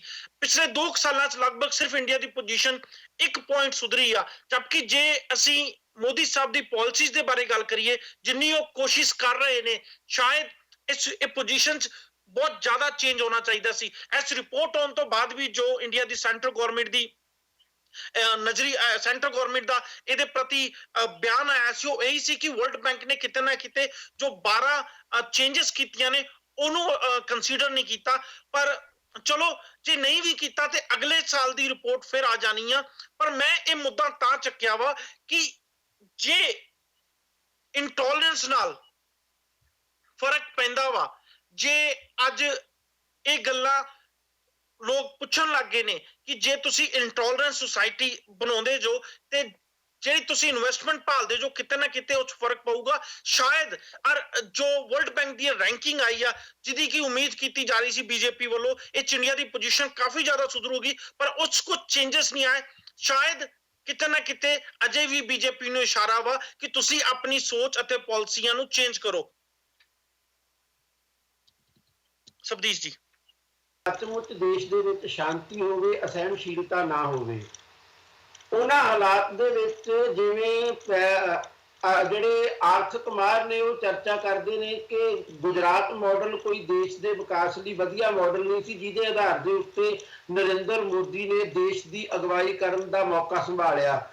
ਫਿਰ ਇਹਨਾਂ ਚੀਜ਼ਾਂ ਦੇ ਉੱਤੇ ਚਰਚਾ ਹੋਏਗੀ, ਫਿਰ ਲੋਕੀ ਉਹ ਸਵਾਲ ਉਠਾਉਣਗੇ ਜਿਨ੍ਹਾਂ ਦਾ ਸਿੱਧਾ ਸੰਬੰਧ ਪ੍ਰੋ ਪੀਪਲ ਡਿਵੈਲਪਮੈਂਟ ਨਾਲ ਹੋਏਗਾ। ਪਰ ਜੇ ਤੁਸੀਂ ਕਿਤੇ ਗਾਂ ਦਾ ਮੁੱਦਾ ਉਠਾ ਰੱਖਦੇ ਹੋ, ਕਿਤੇ ਤੁਸੀਂ ਦਾਦਰੀ ਕਾਂਡ ਵਰਤਾ ਦਿੰਦੇ ਹੋ, ਕਿਤੇ ਤੁਸੀਂ ਫਿਲਮਾਂ ਦੇ ਮੁੱਦੇ ਦੇ ਉੱਤੇ ਗੱਲਾਂ ਕਰ ਦਿੰਦੇ ਹੋ, ਕਿਤੇ ਤੁਸੀਂ ਸਰਜੀਕਲ ਸਟ੍ਰਾਈਕ ਦਾ ਲਾਹਾ ਲੈਣ ਦੇ ਲਈ ਸਿਆਸੀ ਪ੍ਰਚਾਰ ਦੀ ਮੁਹਿੰਮ ਛੇੜ ਦਿੰਦੇ ਹੋ, ਤਾਂ ਮੁੱਦੇ ਜਿਹੜੇ ਡਿਵੈਲਪਮੈਂਟ ਦੇ ਨੇ ਉਹ ਆਪਣੇ ਆਪ ਦੇ ਵਿੱਚ ਸੈਕੰਡਰੀ ਹੋ ਜਾਣਗੇ ਤੇ ਉਹਨਾਂ ਸੈਕੰਡਰੀ ਹੋਏ ਮੁੱਦਿਆਂ ਦੇ ਵਿੱਚ ਸੱਚਮੁੱਚ ਦੇਸ਼ ਦਾ ਕੋਈ ਵਿਕਾਸ ਹੋ ਰਿਹਾ ਕਿ ਨਹੀਂ ਉਹ ਜ਼ਰੂਰ ਪ੍ਰਭਾਵਿਤ ਹੋਏਗਾ। ਦੂਸਰੀ ਗੱਲ ਜਿਹੜੀ ਤੁਸੀਂ ਇਹ ਸਮਝਣ ਦਾ ਯਤਨ ਕਰ ਰਹੇ ਹੋ ਕਿ ਕੀ ਇਹਦੇ ਨਾਲ ਵਿਦੇਸ਼ੀ ਨਿਵੇਸ਼ ਨੂੰ ਡੱਕਾ ਨਹੀਂ ਲੱਗ ਜਾਏਗਾ ਕਿ ਦੇਸ਼ ਦੇ ਵਿੱਚ ਅਸਹਿਣਸ਼ੀਲਤਾ ਫੈਲ ਰਹੀ ਹੈ। ਗੱਲ ਸਾਡੇ ਸਮਝਣ ਦੀ ਇਹ ਆ ਕਿ ਨਰਿੰਦਰ ਮੋਦੀ ਦੀ ਸਰਕਾਰ RSS ਦੀ ਪਾਲਿਸੀ ਇਹ ਗੱਲ ਤਾਂ ਜ਼ਰੂਰ ਚਾਹੂਗੀ ਕਿ ਦੇਸ਼ ਦੀ ਮਨੋਦਸ਼ਾ ਦੇ ਵਿੱਚ ਹਿੰਦੂ ਮੁਸਲਮ ਦੇ ਮਨੋਦਸ਼ਾ ਵੱਖੋ ਵੱਖਰੀ ਹੋਵੇ, ਦਫਾੜ ਹੋਵੇ, ਈਸਾਈਆਂ ਪ੍ਰਤੀ ਹਿੰਦੂਆਂ ਦੀ ਜਿਹੜੀ ਭਾਵਨਾ ਵਾ ਉਹ ਹੋਰ ਤਰ੍ਹਾਂ ਦੀ ਹੋਵੇ, ਉਹਨਾਂ ਨੂੰ ਵਿਦੇਸ਼ੀ ਤਸਲੀਮ ਕਰਨ ਵਾਲੀ। ਪਰ ਉਹ ਇਹ ਨਹੀਂ ਚਾਹੁੰਦੇ ਕਿ ਬਹੁਤ ਵੱਡੇ ਪੱਧਰ ਦੇ ਉੱਤੇ ਦੇਸ਼ ਦੇ ਵਿੱਚ ਹਿੰਸਾ ਫੈਲ ਜਾਵੇ। ਜੇ ਅਸੀਂ ਪੋਲੀਟੀਕਲ ਸਿਨੈਰੀਓ ਦੇ ਵਿੱਚ ਦੇਖਦੇ ਹਾਂ ਤਾਂ ਦਾਦਰੀ ਦੇ ਵਿੱਚ ਇੱਕ ਜਗ੍ਹਾ ਦੇ ਉੱਤੇ ਫੈਲੀ ਹੋਈ ਹਿੰਸਾ ਸਰਕਾਰੀ ਭਾਸ਼ਾ ਦੇ ਵਿੱਚ ਕਹੀਆ ਜਾਵੇ ਤੇ ਬਹੁਤ ਛੋਟੀ ਮੋਟੀ ਇੱਕ ਘਟਨਾ, ਤੇ ਜੇ ਅਸੀਂ ਗਊ ਦੇ ਆਧਾਰ ਦੇ ਉੱਤੇ ਲੋਕਾਂ ਦੀ ਕੁੱਟਮਾਰ ਦੀ ਗੱਲ ਕਰੀਏ, ਲੋਕਾਂ ਨੂੰ ਗੋਹਾ ਖਵਾਉਣ ਦੀ ਗੱਲ ਕਰੀਏ ਤਾਂ ਇਹ ਇੱਕ ਛੋਟੀ ਮੋਟੀ ਘਟਨਾ ਵਾ। ਇਦਾਂ ਦੀਆਂ ਘਟਨਾਵਾਂ ਨਾਲ ਨਿਵੇਸ਼ ਰੁਕਦਾ ਨਹੀਂ ਹੈ, ਪਰ ਉਸ ਕਿਸਮ ਦਾ ਨਿਵੇਸ਼ ਆਉਂਦਾ ਵਾ ਜਿਹੜਾ ਪ੍ਰੋ ਪੀਪਲ ਡਿਵੈਲਪਮੈਂਟ ਦੀ ਜਗ੍ਹਾ ਦੇ ਉੱਤੇ ਪ੍ਰੋ ਕਾਰਪੋਰੇਟ ਵਿਕਾਸ ਹੋ ਜਾਂਦਾ। ਔਰ ਪ੍ਰੋ ਕਾਰਪੋਰੇਟ ਵਿਕਾਸ ਦੇ ਨਾਲ ਤੁਸੀਂ ਦੇਸ਼ ਦੀ ਕੁੱਲ ਘਰੇਲੂ ਆਮਦਨ ਦੇ ਅੰਕੜੇ ਦਿਖਾ ਕੇ, GDP ਦਿਖਾ ਕੇ ਪ੍ਰਚਾਰ ਕਰ ਸਕਦੇ ਹੋ ਕਿ ਅਸੀਂ ਡਿਵੈਲਪਮੈਂਟ ਐਨੀ ਦੀ ਜਗ੍ਹਾ ਐਨੀ ਕਰ ਦਿੱਤੀ ਹੈ ਤੇ ਉਸ ਡਿਵੈਲਪਮੈਂਟ ਦੇ ਨਾਲ ਅਸੀਂ ਦੇਸ਼ ਦੇ ਵਿਕਾਸ ਨੂੰ ਬਹੁਤ ਅੱਗੇ ਲੈ ਕੇ ਜਾਵਾਂਗੇ। ਅਸਲ ਦੇ ਵਿੱਚ ਕੋਈ ਵੀ ਦੇਸ਼ ਜਿਹੜੀ ਪਾਲਿਸੀ ਅਖਤਿਆਰ ਕਰਦਾ ਉਹਦੇ ਪਿੱਛੇ ਉਹਦੀ ਪੋਲੀਟੀਕਲ ਦਿੱਖ ਵੀ ਹੁੰਦੀ ਆ, ਉਹਦੇ ਫੌਰੀ ਹਿੱਤ ਵੀ ਹੁੰਦੇ ਨੇ। ਅਸੀਂ ਜਦੋਂ ਤੋਂ ਕਾਰਗਿਲ ਹੋਇਆ ਉਦੋਂ ਤੋਂ ਹਿੰਦੁਸਤਾਨ ਦੇ ਵਿੱਚ PTV ਬੰਦ ਆ, ਪਾਕਿਸਤਾਨ TV ਅਸੀਂ ਉਦੋਂ ਤੋਂ ਬਾਅਦ ਕਦੇ ਵੀ ਭਾਰਤੀ ਸਕਰੀਨ ਉੱਤੇ ਨਹੀਂ ਦੇਖ ਸਕੇ। ਹਾਲਾਂਕਿ ਵਿੱਚ ਦੀ 10 ਸਾਲ ਡਾਕਟਰ ਮਨਮੋਹਨ ਸਿੰਘ ਹੋਰਾਂ ਦੀ ਸਰਕਾਰ ਵੀ ਰਹਿ ਗਈ ਆ, ਜਿਹਦੇ ਬਾਰੇ ਅਸੀਂ ਕਦੇ ਨਹੀਂ ਕਹਿ ਸਕਦੇ ਕਿ ਉਹ ਇਦਾਂ ਦੀ ਸਰਕਾਰ ਸੀ ਜਿੱਦਾਂ ਦੀ ਭਾਰਤੀ ਜਨਤਾ ਪਾਰਟੀ ਦੀ ਅਗਵਾਈ ਵਾਲੀ ਸਰਕਾਰ ਆ। ਅੱਜ ਦੀ ਤਰੀਕ ਦੇ ਵਿੱਚ ਜੇ ਪਾਕਿਸਤਾਨ ਦਾ ਕੋਈ ਐਸੋਸੀਏਸ਼ਨ ਇਹ ਕਹਿ ਰਹੀ ਆ ਕਿ ਅਸੀਂ ਜੇ ਵਿਦਆਊਟ ਕੱਟ ਫਿਲਮ ਰਿਲੀਜ਼ ਹੋ ਜਾਂਦੀ ਆ ਤੇ ਅਸੀਂ ਰਿਲੀਜ਼ ਕਰ ਲਵਾਂਗੇ, ਤੇ ਪਾਕਿਸਤਾਨ ਦੀ ਸਰਕਾਰ ਉਹਨਾਂ ਨੂੰ ਆਗਿਆ ਦੇ ਦਿੰਦੀ ਆ ਭਾਰਤ ਦੇ ਖਿਲਾਫ ਸਾਰੀ ਨਫ਼ਰਤ ਦੇ ਬਾਵਜੂਦ, ਤਾਂ ਇਹ ਵੀ ਉਹਨਾਂ ਦਾ ਇੱਕ ਪੋਲੀਟੀਕਲ ਏਜੰਡਾ ਹੈ। ਇਹਦਾ ਅਰਥ ਇਹ ਨਹੀਂ ਕਿ ਉਹ ਭਾਰਤ ਪ੍ਰਤੀ ਬੜੇ ਸਹਿਣਸ਼ੀਲ ਹੋ ਗਏ ਨੇ। ਅਸਹਿਣਸ਼ੀਲਤਾ ਆਪਣੀ ਥਾਂ, ਪਰ ਭਾਰਤ ਨੂੰ ਕੌਮਾਂਤਰੀ ਏਜੰਡੇ ਦੇ ਵਿੱਚ ਹਾਰ ਦੇਣ ਦੇ ਲਈ ਉਹ ਇਸ ਪਾਲਿਸੀ ਨੂੰ ਅਪਣਾਉਂਦੇ ਨੇ। ਪਰ ਭਾਰਤ ਜਿਸ ਤਰੀਕੇ ਦੀ ਦੇਸ਼ ਭਗਤੀ ਵਿਖਾ ਰਿਹਾ ਉਹ ਕੌਮਾਂਤਰੀ ਪੱਧਰ ਦੇ ਉੱਤੇ ਨੁਕਸਾਨਦਾਇਕ ਹੈ। ਮੇਰੇ ਮੁਤਾਬਕ ਦੇਸ਼ ਦੇ ਵਿੱਚ ਹਿੰਦੂਤਵ ਨੂੰ ਉਭਾਰਨ ਲਈ ਬੇਸ਼ੱਕ ਉਹ ਫਾਇਦੇਮੰਦ ਹੋਵੇ ਤੇ ਮੋਦੀ ਸ਼ਾਇਦ ਅਗਲੀ ਚੋਣ ਦੇ ਵਿੱਚ ਵੀ ਉਹਦਾ ਲਾਹਾ ਲੈਣਾ ਚਾਹੁੰਦੇ ਹੋ। ਇੱਕ ਥੋੜਾ ਜਿਹਾ ਮੁੱਦਾ ਮੈਂ ਹੋਰ ਜੋੜਨਾ ਮੇਰੇ ਖਿਆਲ ਨਾਲ ਚਾਹੂੰਗਾ ਇਸ ਗੱਲਬਾਤ ਵਿੱਚ, ਕਿਉਂਕਿ ਅਸੀਂ ਇੰਟੋਲਰੈਂਸ ਦੀ ਗੱਲ ਕਰ ਰਹੇ ਹਾਂ, ਚਾਹੇ ਉਹ ਬਾਲੀਵੁੱਡ ਨੂੰ ਲੈ ਕੇ ਹੋਣ, ਚਾਹੇ ਪਾਕਿਸਤਾਨੀ ਆਰਟਿਸਟ ਨੂੰ ਲੈ ਕੇ ਹੋਵੇ। ਕਿਤੇ ਨਾ ਕਿਤੇ ਪਿਛਲੇ ਕੁਝ ਸਮੇਂ ਤੋਂ ਦੇਸ਼ ਭਗਤੀ ਦੇ ਨਾਂ ਤੇ ਇਹਨਾਂ ਪਾਕਿਸਤਾਨੀ ਆਰਟਿਸਟ ਨੂੰ ਲੈ ਕੇ ਕਹੋ, ਚਾਹੇ ਇੰਟੋਲਰੈਂਸ ਨੂੰ ਲੈ ਕੇ ਕਹੋ, ਕਿਤੇ ਨਾ ਕਿਤੇ ਬਲੈਕਮੇਲ ਕੇ ਨੂੰ ਕੀਤਾ ਜਾਂਦਾ ਵਾ। ਇੱਕ ਐਗਜ਼ਾਮਪਲ ਮੈਂ ਹੋਰ ਲੈਣਾ ਚਾਹੂੰਗਾ, ਖਾਸ ਕਰਕੇ ਕਿਉਂਕਿ ਅਸੀਂ ਇਨਵੈਸਟਮੈਂਟ ਦੀ ਗੱਲ ਕਰ ਰਹੇ ਹਾਂ ਕਿ ਇੰਟੋਲਰੈਂਟ ਸੁਸਾਇਟੀ ਵਿੱਚ ਸ਼ਾਇਦ ਫੋਰਨ ਇਨਵੈਸਟਮੈਂਟ ਘੱਟ ਹੋਊਗੀ। ਕਰਨਾਟਕਾ ਤੇ ਤਮਿਲਨਾਡੂ ਦੇ ਵਿੱਚ ਪਿਛਲੇ ਕੁਝ ਸਮੇਂ ਤੋਂ ਪਾਣੀ ਨੂੰ ਲੈ ਕੇ ਵਿਵਾਦ ਚੱਲ ਰਿਹਾ ਵਾ। ਜੇ ਅਸੀਂ ਕਰਨਾਟਕਾ ਦੀ ਗੱਲ ਕਰੀਏ, ਈਵਨ ਕਿ ਸੁਪਰੀਮ ਕੋਰਟ ਦੇ ਕਹਿਣ ਤੋਂ ਬਾਵਜੂਦ ਵੀ ਕਰਨਾਟਕਾ ਨੇ ਉਹ ਪਾਣੀ ਦੇਣ ਤੋਂ ਮਨਾ ਕਰਤਾ ਵਾ। ਤਮਿਲਨਾਡੂ ਵਿੱਚ ਕਰਨਾਟਕਾ ਦਾ ਜੋ ਆਪਣਾ ਪੱਖ ਆ ਉਹ ਇਹ ਆ ਕਿ ਸਾਡੇ ਕੋਲ ਪੀਣ ਦਾ ਪਾਣੀ ਨਹੀਂ ਹੈਗਾ, ਜੋ ਸ਼ਾਇਦ ਕੁਝ ਹੱਦ ਤੱਕ ਸੱਚ ਵੀ ਹੋ ਸਕਦਾ ਵਾ। ਪਰ ਜੇ ਤਮਿਲਨਾਡੂ ਦੀ ਗੱਲ ਕਰੀਏ, ਕਿਉਂਕਿ ਦੋਵੇਂ ਸਟੇਟਾਂ ਚੋਂ ਇਹ ਨਹਿਰ ਕਾਵੇਰੀ ਨਹਿਰ ਬਹਿ ਕੇ ਜਾਂਦੀ ਆ, ਤਮਿਲਨਾਡੂ ਦਾ ਸਾਰਾ ਪਾਣੀ ਕਰਨਾਟਕਾ ਨੇ ਬੰਦ ਕੀਤਾ ਹੋਇਆ ਵਾ। ਥੋੜਾ ਜਿਹਾ ਹੁਣ ਮੈਂ ਇਸ ਮੁੱਦੇ ਨੂੰ ਟੈਕਨੀਕਲ ਇਸ਼ੂ ਨਾਲ ਵੇਖਣਾ ਚਾਹੁੰਦਾ। ਬੈਂਗਲੋਰ ਜਿਹਨੂੰ ਬੈਂਗਲੁਰੂ ਵੀ ਆਖਿਆ ਜਾਂਦਾ, ਹੁਣ ਸੌਰੀ ਬੈਂਗਲੁਰੂ ਹੀ ਆਖਿਆ ਜਾਂਦਾ ਵਾ, ਜੋ ਕਿ ਇੰਡੀਆ ਦੀ ਸਿਲੀਕਨ ਵੈਲੀ ਆਖੀ ਜਾਂਦੀ ਆ, ਇੰਡੀਆ ਦੀ ਕਾਫੀ ਜ਼ਿਆਦਾ ਆਈਟੀ ਹੱਬ ਆਖੀ ਜਾਂਦੀ ਆ। ਫੋਰਨ ਦੀਆਂ ਕਾਫੀ ਜ਼ਿਆਦਾ ਕੰਪਨੀਆਂ ਬੈਂਗਲੁਰੂ ਵਿੱਚ ਹੀ ਆਪਣੇ ਹੈੱਡ ਆਫਿਸ ਬਣਾਏ ਹੋਏ ਨੇ ਜਾਂ ਉੱਥੋਂ ਆਪਰੇਟ ਕਰਦੀਆਂ ਨੇ।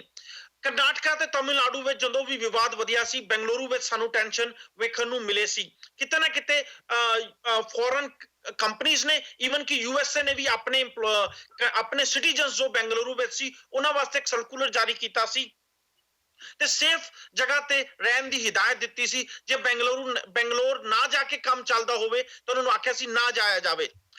ਹੁਣ ਥੋੜਾ ਜਿਹਾ ਮੈਂ ਇਸ ਮੁੱਦੇ ਨੂੰ ਪੋਲਿਟਿਕਸ ਨਾਲ ਜੋੜ ਕੇ ਵੇਖਣਾ ਚਾਹੂੰਗਾ। ਇਹ ਮੁੱਦਾ ਕਾਫੀ ਚਿਰ ਦਾ ਭਖਿਆ ਹੋਇਆ ਵਾ, ਪਰ ਸੈਂਟਰ ਵੱਲੋਂ ਕੁਝ ਖਾਸ ਪਹਿਲ ਨਹੀਂ ਕੀਤੀ ਜਾ ਰਹੀ ਕਿ ਦੋਵਾਂ ਸਟੇਟ ਨੂੰ ਬਿਠਾ ਕੇ ਗੱਲ ਕੀਤੀ ਜਾਵੇ ਜਾਂ ਖਾਸ ਕੋਸ਼ਿਸ਼ ਨਹੀਂ ਕੀਤੀ ਜਾ ਰਹੀ। ਥੋੜਾ ਜਿਹਾ ਤੁਸੀਂ ਇਸ ਮੁੱਦੇ ਨੂੰ ਜੇ ਦੇਖਣਾ ਚਾਹੋ ਕਿ ਕਰਨਾਟਕਾ ਵਿੱਚ 2013 ਚ ਇਲੈਕਸ਼ਨਾਂ ਹੋਈਆਂ ਸੀ, 2018 ਵਿੱਚ ਉੱਥੇ ਫਿਰ ਤੋਂ ਇਲੈਕਸ਼ਨ ਹੋਣੀ ਆ, ਕਾਂਗਰਸ ਦੀ ਸਰਕਾਰ ਆ ਤੇ ਬੀਜੇਪੀ ਦੀ ਕਿਤੇ ਨਾ ਕਿਤੇ ਕਰਨਾਟਕਾ ਦੀ 2018 ਵਿੱਚ ਜੋ ਇਲੈਕਸ਼ਨ ਹੋਣ ਵਾਲੀ ਆ ਉਹਦੇ ਉੱਤੇ ਆਖਿਆ। ਜੇ ਅੱਜ ਬੀਜੇਪੀ ਕਰਨਾਟਕਾ ਅਤੇ ਤਾਮਿਲਨਾਡੂ ਨੂੰ ਬਣਾ ਕੇ ਰਾਜੀਨਾਮਾ ਕਰਵਾਉਂਦੀ ਆ ਤੇ ਜੋ Kaveri board water management board ਬਣਾਉਣ ਦੀ ਗੱਲ ਸੁਪਰੀਮ ਕੋਰਟ ਵੱਲੋਂ ਜਾਂ ਅਜੇ ਤੱਕ ਚੱਲੀ ਆ ਰਹੀ ਸੀ ਉਹਦੇ ਅਨੁਸਾਰ ਫੈਸਲਾ ਕਰਾਉਂਦੀ ਆ ਤੇ ਕਰਨਾਟਕਾ ਦੇ ਲੋਕ ਕਿਤੇ ਨਾ ਕਿਤੇ ਬੀਜੇਪੀ ਨਾਲ ਨੁਕਸਾਨ ਹੋਣਗੇ। ਸਿਰਫ ਆਪਣੇ ਪੋਲਿਟੀਕਲ ਫਾਇਦੇ ਵਾਸਤੇ ਬੀਜੇਪੀ ਇਸ ਮੁੱਦੇ ਨੂੰ, ਹੋ ਸਕਦਾ ਮੈਂ ਗਲਤ ਹੋਵਾਂ, ਪਰ ਮੈਨੂੰ ਲੱਗਦਾ ਇਸ ਮੁੱਦੇ ਨੂੰ ਸੁਲਝਾਉਣ ਦੀ ਜ਼ਿਆਦਾ ਕੋਸ਼ਿਸ਼ ਨਹੀਂ ਕਰ ਰਹੀ। ਪਰ ਦੂਜੇ ਪਾਸੇ ਜੇ ਤੁਸੀਂ ਇਨਵੈਸਟਮੈਂਟ ਦੀ ਗੱਲ ਕਰੋ ਤੇ ਬੰਗਲੌਰ ਵਰਗੇ ਸ਼ਹਿਰ ਵਿੱਚ ਜੇ ਅੱਗੇ ਤੋਂ ਕੰਪਨੀਆਂ ਇਨਵੈਸਟਮੈਂਟ ਕਰਨ ਦੀ ਸੋਚਣਗੀਆਂ ਤੇ ਸ਼ਾਇਦ ਇੱਕ ਵਾਰ ਉਹਨੂੰ ਡਿਸਟਰਬ ਏਰੀਆ ਰੱਖ ਕੇ ਹੀ ਸੋਚਣਗੀਆਂ। ਕੋਹੜ ਦਿਲਰਾਜ ਜੀ। ਹਰਪ੍ਰੀਤ ਜੀ, ਮੈਂ ਇਸ ਪੁਆਇੰਟ ਤੇ ਆਵਾਂਗਾ ਜਿਹੜਾ ਪਰ ਉਸ ਤੋਂ ਪਹਿਲੇ ਸਰਦੀਪ ਜੀ ਨੇ ਜੋ ਕਿਹਾ ਸੀ ਮੈਂ ਉਹਦੇ ਤੇ ਇੱਕ ਛੋਟੀ ਜਿਹੀ ਗੱਲ ਕਰਨਾ ਚਾਹੁੰਦਾ। ਸਰਦੀਪ ਜੀ ਨੇ ਕਿਹਾ ਕਿ ਕਿਤੇ ਨਾ ਕਿਤੇ ਸਰਕਾਰ ਜਾਣ ਕੇ ਲੋਕਾਂ ਦਾ ਧਿਆਨ ਡਾਇਵਰਟ ਕਰਦੀ ਹੈਗੀ ਆ ਕਿ ਜਿਹੜੇ ਮੇਨ ਡਿਵੈਲਪਮੈਂਟ ਦੇ ਇਸ਼ੂ ਹੈ ਉਹਦੇ ਤੋਂ ਹਟ ਕੇ ਏਦਾਂ ਦੇ ਇਸ਼ੂ ਰਹਿਣ, ਚਾਹੇ ਉਹ ਸਰਜੀਕਲ ਸਟ੍ਰਾਈਕ ਵਾਲਾ ਹੋਵੇ ਚਾਹੇ ਕੁਛ ਹੋਰ ਹੋਵੇ। ਬਿਲਕੁਲ ਮੈਂ ਐਗਰੀਡ ਹਾਂ ਤੇ ਸਰਕਾਰ ਕਰੇਗੀ ਵੀ। ਇੱਥੇ ਸਾਰੇ ਦੇ ਵਿੱਚ ਕਿਤੇ ਨਾ ਕਿਤੇ ਜਿਹੜੀ ਆਪੋਜੀਸ਼ਨ ਪਾਰਟੀ ਹੈ ਉਹਦਾ ਫੇਲੀਅਰ ਦਿਖਦਾ ਪਿਆ। ਆਪੋਜੀਸ਼ਨ ਪਾਰਟੀ ਦੀ ਇਹ ਜ਼ਿੰਮੇਵਾਰੀ ਬਣਦੀ ਹੈਗੀ ਹੈ ਕਿ ਉਹ ਸਰਕਾਰ ਦੇ ਆਪੋਜੀਸ਼ਨ ਵਿੱਚ ਰਹਿ ਕੇ ਜਿਹੜੇ ਵੀ ਮੁੱਦਿਆਂ ਤੇ ਸਰਕਾਰ ਸੱਤਾ ਦੇ ਵਿੱਚ ਆਈ ਸੀ ਉਹ ਸਾਰੇ ਮੁੱਦੇ ਚੱਕੇ ਜਾਣ ਤੇ ਉਹ ਸਾਰੇ ਲੋਕਾਂ ਤੱਕ ਪਹੁੰਚਾਏ ਜਾਣ। ਉਹਦੇ ਵਿੱਚ ਆਪੋਜੀਸ਼ਨ ਦਾ ਫੇਲੀਅਰ ਹੈ। ਦੂਜਾ ਜਿਹੜਾ ਤੁਸੀਂ ਕਿਹਾ ਕਿ ਪਾਣੀਆਂ ਦਾ ਮੁੱਦਾ ਬੀਜੇਪੀ ਕਿਉਂ ਨਹੀਂ ਹੱਲ ਕਰਦਾ ਪਿਆ ਕਰਨਾਟਕਾ ਵਾਲਾ, ਡੈਫੀਨੇਟਲੀ 100% ਬੀਜੇਪੀ ਦੀ ਜਗ੍ਹਾ ਜੇ ਕੋਈ ਹੋਰ ਸਰਕਾਰ ਵੀ ਹੁੰਦੀ ਉਹ ਇਸ਼ੂ ਹੱਲ ਹੋ ਹੀ ਨਹੀਂ ਸਕਦਾ ਸੀਗਾ, ਕਿਉਂਕਿ ਇਹ ਸਾਰੀਆਂ ਨੈਸ਼ਨਲ ਪਾਰਟੀਆਂ ਵਾ। ਕਿਤੇ ਨਾ ਕਿਤੇ ਇਹਨਾਂ ਨੇ ਦੋਨੋਂ ਸਟੇਟ ਦੇ ਵਿੱਚ ਹੀ ਇਲੈਕਸ਼ਨ ਲੜਨੀ ਹੁੰਦੀ ਹੈ। ਇੱਕ ਸਟੇਟ ਦਾ ਪੱਖ ਲੈਣਗੇ, ਦੂਜੀ ਦਾ ਨਹੀਂ ਲੈਣਗੇ ਤੇ ਦੂਜੀ ਨਾਰਾਜ਼ ਹੋ ਜਾਏਗੀ। ਸੇਮ ਉਹੀ ਸਾਰਾ ਕੁਝ ਜੋ ਪੰਜਾਬ ਦੇ ਵਿੱਚ ਚੱਲ ਰਿਹਾ। ਏਦਾਂ ਦੇ ਇਸ਼ੂਜ਼ ਦਾ ਜੇ ਹੱਲ ਕੱਢਣਾ ਤੇ ਆਪਣਾ ਪੋਲੀਟੀਕਲ ਛੱਡ ਕੇ ਇੰਡੀਆ ਬਾਰੇ ਜਾਂ ਸਟੇਟ ਬਾਰੇ ਸੋਚਣਗੇ ਤੇ ਡੈਫੀਨੇਟਲੀ ਹੱਲ ਹੋ ਸਕਦਾ ਵਾ, ਚਾਹੇ ਉਹ ਪੰਜਾਬ ਦੇ ਪਾਣੀਆਂ ਦਾ ਇਸ਼ੂ ਹੋਵੇ, ਚਾਹੇ ਕਰਨਾਟਕਾ ਦੇ, ਚਾਹੇ ਦੇਸ਼ ਦੇ ਹੋਰ ਜਿਹੜੇ ਮਰਜ਼ੀ ਕੋਨੇ ਦਾ ਇਸ਼ੂ ਹੋਵੇ। ਜਦੋਂ ਤੱਕ ਆਪਣੀ ਪਾਰਟੀ ਬਾਰੇ ਜਾਂ ਆਪਣੇ ਪੋਲੀਟੀਕਲ ਲਾਹੇ ਬਾਰੇ ਪਾਰਟੀਆਂ ਸੋਚਣਗੀਆਂ ਉਦੋਂ ਤੱਕ ਮੈਂ ਸਮਝਦਾ ਏਦਾਂ ਦਾ ਹੱਲ ਪੂਰੇ ਇੰਡੀਆ ਦੇ ਵਿੱਚ ਜਿਹੜੀ ਦੇ ਵਿੱਚ ਪਰੇਸ਼ਾਨੀ ਪੈ ਜਾਵੇ, ਜਿਹੜੀ ਮਰਜ਼ੀ ਸਟੇਟ ਦੇ ਵਿੱਚ ਪਾਣੀਆਂ ਦਾ ਇਸ਼ੂ ਚੱਲਦਾ ਰਹੇ, ਹੱਲ ਉਸ ਚੀਜ਼ ਦਾ ਕਦੀ ਵੀ ਨਹੀਂ ਨਿਕਲ ਸਕਦਾ। ਬਿਲਕੁਲ ਹਰਪ੍ਰੀਤ ਜੀ, ਸਟਰੋਂਗਲੀ ਐਗਰੀ ਕਰਦਾ ਮੈਂ। ਜਦੋਂ ਤੱਕ ਇਹੀ ਆਪਣੇ ਪਰਸਨਲ ਮੋਟਿਵ ਲਈ ਪਾਰਟੀਆਂ ਆਪਣੇ ਕੰਮ ਕਰਨਗੀਆਂ, ਡਿਵੈਲਪਮੈਂਟ ਨੂੰ ਪਿੱਛੇ ਰੱਖ ਕੇ ਜਾਂ ਏਦਾਂ ਦੇ ਛੋਟੇ-ਛੋਟੇ ਮੁੱਦਿਆਂ ਤੇ ਇੱਕ ਦੂਜੇ ਪਾਰਟੀ ਦੇ ਉੱਪਰ ਬਲੇਮ ਗੇਮ ਚੱਲਣਗੀਆਂ, ਉਦੋਂ ਤੱਕ ਇਹ ਚੀਜ਼ਾਂ ਹੁੰਦੀਆਂ ਰਹਿਣਗੀਆਂ। ਔਰ ਜਿਹੜਾ ਫੋਰਨ ਇਨਵੈਸਟਰ ਹੈ ਉਹ ਕਿਤੇ ਵੀ ਕਿਸੇ ਵੀ ਕੰਟਰੀ ਦੇ ਵਿੱਚ, ਨਾਟ ਇਨ ਇੰਡੀਆ, ਕਿਸੇ ਵੀ ਏਦਾਂ ਦੇ ਕੰਟਰੀ ਦੇ ਵਿੱਚ ਜਿੱਥੇ ਏਦਾਂ ਦੀਆਂ ਗੱਲਾਂ ਹੁੰਦੀਆਂ ਉਹ ਜ਼ਰੂਰ ਸੋਚੇਗਾ। ਤੁਸੀਂ ਇੱਕ ਛੋਟੀ ਜਿਹੀ ਐਗਜ਼ਾਮਪਲ ਲਓ, ਜਦੋਂ ਤੁਸੀਂ ਬੈਂਗਲੁਰੂ ਦੀ ਗੱਲ ਕੀਤੀ, ਬੈਂਗਲੁਰੂ ਦੇ ਵਿੱਚ ਜ਼ਿਆਦਾ ਇਫੈਕਟ ਹੁੰਦਾ ਹੈ ਉਸ ਕਾਵੇਰੀ ਵਿਵਾਦ ਦਾ। ਕਿਉਂ? ਕਿਉਂਕਿ ਉੱਥੇ ਬਹੁਤ ਜ਼ਿਆਦਾ ਆਈਟੀ ਹੱਬ ਹੈ ਔਰ ਜਦੋਂ ਏਦਾਂ ਦੀ ਕੋਈ ਇਨਸੀਡੈਂਟ ਹੁੰਦਾ ਹੈ ਤਾਂ ਫੋਰਨ ਕੰਪਨੀਆਂ ਉਸੇ ਵੇਲੇ ਇਮੀਡੀਏਟ ਆਪਣੇ EMPLOYEES ਨੂੰ ਜਾਂ ਆਪਣੀ ਕੰਪਨੀਆਂ ਨੂੰ ਡਾਇਰੈਕਟ ਕਰ ਦਿੰਦੀਆਂ ਕਿ ਤੁਸੀਂ ਸੇਫ ਰਹੋ, ਅਸੀਂ ਤੁਹਾਡੇ ਨਾਲ ਆ, ਔਰ ਅਗਰ ਏਦਾਂ ਦੀ ਕੋਈ ਕੰਡੀਸ਼ਨ ਹੁੰਦੀ ਹੈ ਤਾਂ close down your office and come here. So ਇੱਕ ਦੇਖੋ ਇੱਕ ਛੋਟੀ ਜੀ ਗੱਲ ਨੂੰ ਉਹ ਬਹੁਤ ਤਰੀਕੇ ਨਾਲ ਸੋਚਦੇ ਆ। ਔਰ ਅਗਰ ਏਦਾਂ ਦੀ ਇੰਟੋਲਰੈਂਸ ਜਾਂ ਏਦਾਂ ਦੀਆਂ ਇਨਸੀਡੈਂਟ ਸਾਡੇ ਇੰਡੀਆ ਦੇ ਵਿੱਚ ਹੋਰ ਵੱਧਦੇ ਰਹੇ ਔਰ ਜਿਹਦੇ ਵਿੱਚ ਕਿ ਰੂਲਿੰਗ ਪਾਰਟੀ ਔਰ ਆਪੋਜੀਸ਼ਨ ਦਾ ਇਕੁਅਲ ਹੱਥ ਹੁੰਦਾ ਹੈ, ਉਦੋਂ ਤੱਕ ਇਹ ਚੀਜ਼ਾਂ ਜਿਹੜੀਆਂ ਬਹੁਤ ਇਫੈਕਟ ਕਰਨਗੀਆਂ ਇਕਨੋਮੀ ਨੂੰ ਔਰ ਸਾਡੇ ਇਨਫਰਾਸਟ੍ਰਕਚਰ ਡਿਵੈਲਪਮੈਂਟ ਸਟਰਕਚਰ ਨੂੰ। ਤੁਸੀਂ ਇੱਕ ਛੋਟੀ ਜੀ, ਮੈਂ ਅਗਰ ਸਾਊਥ ਤੋਂ ਪੰਜਾਬ ਵੱਲ ਆਣਾ, ਪੰਜਾਬ ਗਵਰਨਮੈਂਟ ਨੇ ਪਿੱਛੇ ਜੇ ਪੰਜਾਬ ਸਮਿਟ ਕਰਾ ਕੇ ਬਹੁਤ ਆਈਟੀ ਕੰਪਨੀਆਂ ਨੂੰ ਬੁਲਾਈਆਂ ਸੀਗੀਆਂ, ਜਿੱਥੇ ਕਿ ਉਹ ਚਾਹੁੰਦੇ ਸੀ ਕਿ ਇੱਥੇ ਪੰਜਾਬ ਦੇ ਵਿੱਚ ਇਨਵੈਸਟਮੈਂਟ ਹੋਵੇ। ਲੇਕਿਨ ਪੰਜਾਬ ਦੀਆਂ ਨੀਤੀਆਂ ਨੂੰ ਦੇਖਦੇ ਹੋਏ, ਪੰਜਾਬ ਦੇ ਫੈਸਿਲਿਟੀਜ਼ ਨੂੰ ਦੇਖਦੇ ਹੋਏ, ਇਲੈਕਟ੍ਰਿਸਿਟੀਜ਼ ਨੂੰ ਦੇਖਦੇ ਹੋਏ ਇਨੀਸ਼ੀਏਟਿਵ ਜ਼ਰੂਰ ਲਿਆ ਗਿਆ ਉਹਨਾਂ ਕੰਪਨੀਆਂ ਵੱਲੋਂ। ਲੇਕਿਨ ਅੱਜ ਤੁਸੀਂ ਦੇਖੋ ਮੋਹਾਲੀ ਦੇ ਵਿੱਚ ਆਈਟੀ ਪਾਰਕ ਦੇ ਸਿਰਫ ਬੋਰਡ ਹੀ ਦਿਖਦੇ ਨੇ, ਕਿਤੇ ਕੋਈ ਕੰਸਟਰਕਸ਼ਨ ਨਹੀਂ ਹੋ ਰਹੀ, ਸਾਰੀ ਗਰਾਊਂਡ ਉਵੇਂ ਖਾਲੀ ਪਈਆਂ। ਸੋ ਕਿਤੇ ਨਾ ਕਿਤੇ ਸੇਮ ਮੁੱਦਾ ਹੈ, ਜਦੋਂ ਤੱਕ ਤੁਸੀਂ ਸਟੇਟ ਦੇ ਵਿੱਚ ਫੈਸਿਲਿਟੀਜ਼, ਸਟੇਟ ਦੇ ਵਿੱਚ ਇਨਟੋਲਰੈਂਸ, ਸਟੇਟ ਦੇ ਵਿੱਚ ਛੋਟੇ ਛੋਟੇ ਮੁੱਦਿਆਂ ਤੋਂ ਉੱਭਰ ਕੇ ਬਾਹਰ ਨਹੀਂ ਆਓਗੇ, ਉਦੋਂ ਤੱਕ ਅਸੀਂ ਇਸ ਡਿਵੈਲਪਮੈਂਟ ਦੇ ਵਿੱਚ ਪਿੱਛੇ ਹੀ ਰਵਾਂਗੇ। ਨਾ ਹੀ ਕੋਈ ਜਿਹੜੀ ਫੋਰਨ ਇਨਵੈਸਟਮੈਂਟ ਕੰਪਨੀ ਹੈ, ਚਾਹੇ ਉਹ ਆਈਟੀ ਦੇ ਵਿੱਚ ਹੈ, ਚਾਹੇ ਉਹ ਫਾਰਮਾਸਿਊਟੀਕਲ ਦੇ ਵਿੱਚ ਹੈ, ਚਾਹੇ ਉਹ ਹੋਰ ਕਿਸੇ ਫੀਲਡ ਦੇ ਵਿੱਚ ਹੈ, ਉਹ ਉਸ ਸਟੇਟ ਦੇ ਵਿੱਚ, ਉਸ ਕੰਟਰੀ ਦੇ ਵਿੱਚ ਇਨਵੈਸਟਮੈਂਟ ਕਰਨ ਤੋਂ, ਆਪਣਾ ਸਟਰਕਚਰ ਲਗਾਉਣ ਤੋਂ ਜ਼ਰੂਰ ਸੋਚੇ। ਸਾਡੇ ਨਾਲ ਕਾਲਰ ਜੁੜ ਚੁੱਕੇ ਨੇ, ਲਾਸਟ 4 ਨੰਬਰ ਨੇ 8308। ਸਤਿ ਸ਼੍ਰੀ ਅਕਾਲ ਜੀ। ਜੀ ਸਤਿ ਸ੍ਰੀ ਅਕਾਲ, ਮੇਰੀ ਆਵਾਜ਼ ਆ ਰਹੀ ਹੈ ਤੁਹਾਡੇ ਕੋਲ? ਹਾਂਜੀ ਸਰ, ਆ ਰਹੀ ਹੈ ਸਰ। ਠੀਕ, ਸ਼ਬਦੀਸ਼ ਜੀ ਨੇ ਬਹੁਤ ਅੱਜ ਵਧੀਆ ਬੋਲਿਆ, ਕੋਈ ਗੱਲ ਸਮਝੋ ਬਈ ਲੁਕੋ ਕੇ ਨਹੀਂ ਰੱਖੀ। ਇਹ ਕਹਿ ਲਓ ਬਈ ਆਪਣੇ ਗਾਗਰ ਦੇ ਵਿੱਚ ਬੰਦ ਕਰ ਦਿੱਤਾ ਸਾਗਰ ਨੂੰ, ਇਹ 'ਚ ਕੋਈ ਸ਼ੱਕ ਨਹੀਂ।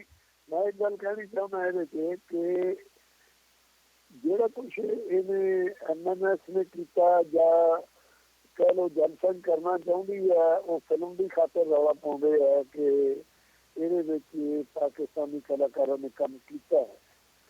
ਅਸਲ ਵਿੱਚ ਜਿਹੜੀ ਇੰਡੀਆ ਦੀ ਫਿਲਮ ਇੰਡਸਟਰੀ ਸੀ ਨਾ, ਬਹੁਤ ਪੈਸੇ ਕਮਾ ਰਹੀ ਸੀ ਪਾਕਿਸਤਾਨ। ਇਹ ਆਪ ਦਾ ਨੁਕਸਾਨ ਵੱਧ ਕਰ ਲਿਆ, ਇਹਨਾਂ ਨੂੰ ਸੋਚਣਾ ਪਏਗਾ। ਔਰ ਹੁਣ ਕੀ ਜਿਹੜਾ ਫੋਰਨ ਇਨਵੈਸਟਰ ਹੈ, ਉਹ ਨਵ ਨਿਰਮਾਣ ਸੈਨਾ ਨੂੰ ਐਪਲੀਕੇਸ਼ਨ ਕਰੂਗਾ ਫਡਨਵੀਸ ਦੇ ਥਰੂ, ਜਾਂ ਮੋਹਨ ਭਗਵਤ ਨੂੰ ਨਾਗਪੁਰ ਦੇ ਹੈਡਕੁਆਟਰ 'ਚ ਭੇਜੂਗਾ। ਉਹ ਸ਼ਸ਼ੋ ਪੰਚ ਹੈ, ਉਹਨਾਂ ਨੂੰ ਕੋਈ ਪਤਾ ਨਹੀਂ ਵੀ ਉਹਨਾਂ ਨੇ ਜੇ ਇੰਡਸਟਰੀ ਲਾ ਲਈ ਉਹਦਾ ਹਸ਼ਰ ਕੀ ਹੋਊ। ਇਹ ਚੰਗੇ ਦਿਨ ਇਹਨੂੰ ਕਹਿੰਦੇ ਆ, ਇਹ ਤੁਸੀਂ ਫੈਸਲਾ ਕਰਨਾ। Thank you sir. ਥੋੜਾ ਜਿਹਾ ਮੈਂ ਥੋੜੀ ਜਿਹੀ ਗੱਲ ਮੈਂ ਪਾਕਿਸਤਾਨ ਦੀ ਜ਼ਰੂਰ ਕਰਨਾ ਚਾਹੂੰਗਾ। ਅਸੀਂ ਪਹਿਲਾਂ ਵੀ ਇਹ ਗੱਲ ਛੇੜੀ ਸੀ ਤੇ ਕਿ ਪਾਕਿਸਤਾਨ ਦੀ ਜੋ ਸਿਨੇਮਾ ਐਸੋਸੀਏਸ਼ਨ ਆ, ਉਹਨਾਂ ਨੇ ਕਿਤੇ ਨਾ ਕਿਤੇ ਇੰਡੀਅਨ ਪਿਕਚਰਾਂ ਨੂੰ ਚਲਾਉਣ ਤੋਂ ਮਨਾ ਕਰਤਾ ਸੀ, ਜਾਂ ਫਿਰ ਬੈਨ ਲਾਤਾ ਸੀ ਕਿ 21 ਅਕਤੂਬਰ ਤੋਂ ਬਾਅਦ ਇੰਡੀਅਨ ਪਿਕਚਰਾਂ ਨਹੀਂ ਚਲਾਈਆਂ ਜਾਣਗੀਆਂ।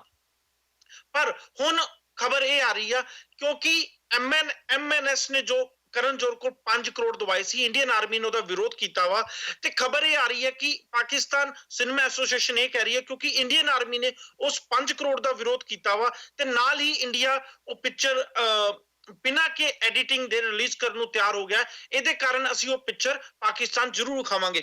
2 ਸਵਾਲ ਮੇਰੇ ਬਣਦੇ ਆ, ਜੇ ਤੇ ਪਾਕਿਸਤਾਨ ਫਿਲਮ ਐਸੋਸੀਏਸ਼ਨ ਸਿਰਫ ਇਹ ਆਂਦੀ ਕਿ ਇੰਡੀਆ ਜਾਂ ਫਿਰ ਇੰਡੀਅਨ ਸੈਂਸਰ ਬੋਰਡ ਉਸ ਪਿਕਚਰ ਨੂੰ ਬਿਨਾਂ ਕੋਈ ਪਾਕਿਸਤਾਨੀ ਐਕਟਰ ਦੇ ਕੱਟ ਕਰਨ ਤੋਂ, ਬਿਨਾਂ ਕੱਟ ਕੀਤੇ ਰਿਲੀਜ਼ ਕਰਨ ਨੂੰ ਤਿਆਰ ਹੋ ਗਿਆ ਵਾ, ਸਿਰਫ ਇਹ ਰੀਜ਼ਨ ਦਿੰਦੀ ਤੇ ਸ਼ਾਇਦ ਮੈਨੂੰ ਸਮਝ ਆਉਂਦਾ। ਚਲੋ ਆਪਣੀ ਕੰਟਰੀ ਦੇ, ਤੁਹਾਨੂੰ ਆਪਣੀ ਕੰਟਰੀ ਨਾਲ ਪਿਆਰ ਹੁੰਦਾ ਵਾ, ਚਾਹ ਹੁੰਦੀ ਆ, ਤੇ ਤੁਹਾਨੂੰ ਆਪਣੀ ਕੰਟਰੀ ਦੀ ਸਾਈਡ ਲੈਣੀ ਪੈਂਦੀ ਆ। ਪਰ ਇਹ ਕਹਿਣਾ ਕਿ ਇੰਡੀਅਨ ਆਰਮੀ ਨੇ ਉਹ 5 ਕਰੋੜ ਜੋ ਕਰਨ ਜੌਹਰ ਕੋ MNS ਨੇ ਦਵਾਏ ਸੀ, ਉਹ ਲੈਣ ਤੋਂ ਮਨਾ ਕਰ ਦਿੱਤਾ ਗਿਆ, ਤੇ ਉਹਨੂੰ ਵੀ ਇੱਕ ਰੀਜ਼ਨ ਦੱਸਿਆ। ਮੈਨੂੰ ਵੀ ਲੱਗਦਾ ਹੈ ਕਿ ਕਿਤੇ ਨਾ ਕਿਤੇ ਪਾਕਿਸਤਾਨ ਦੇ ਵਿੱਚ ਵੀ ਸਥਿਤੀ ਉਹੀ ਆ ਜੋ ਇੰਡੀਆ ਦੇ ਵਿੱਚ ਆ। ਸਬਦੀਸ਼ ਜੀ।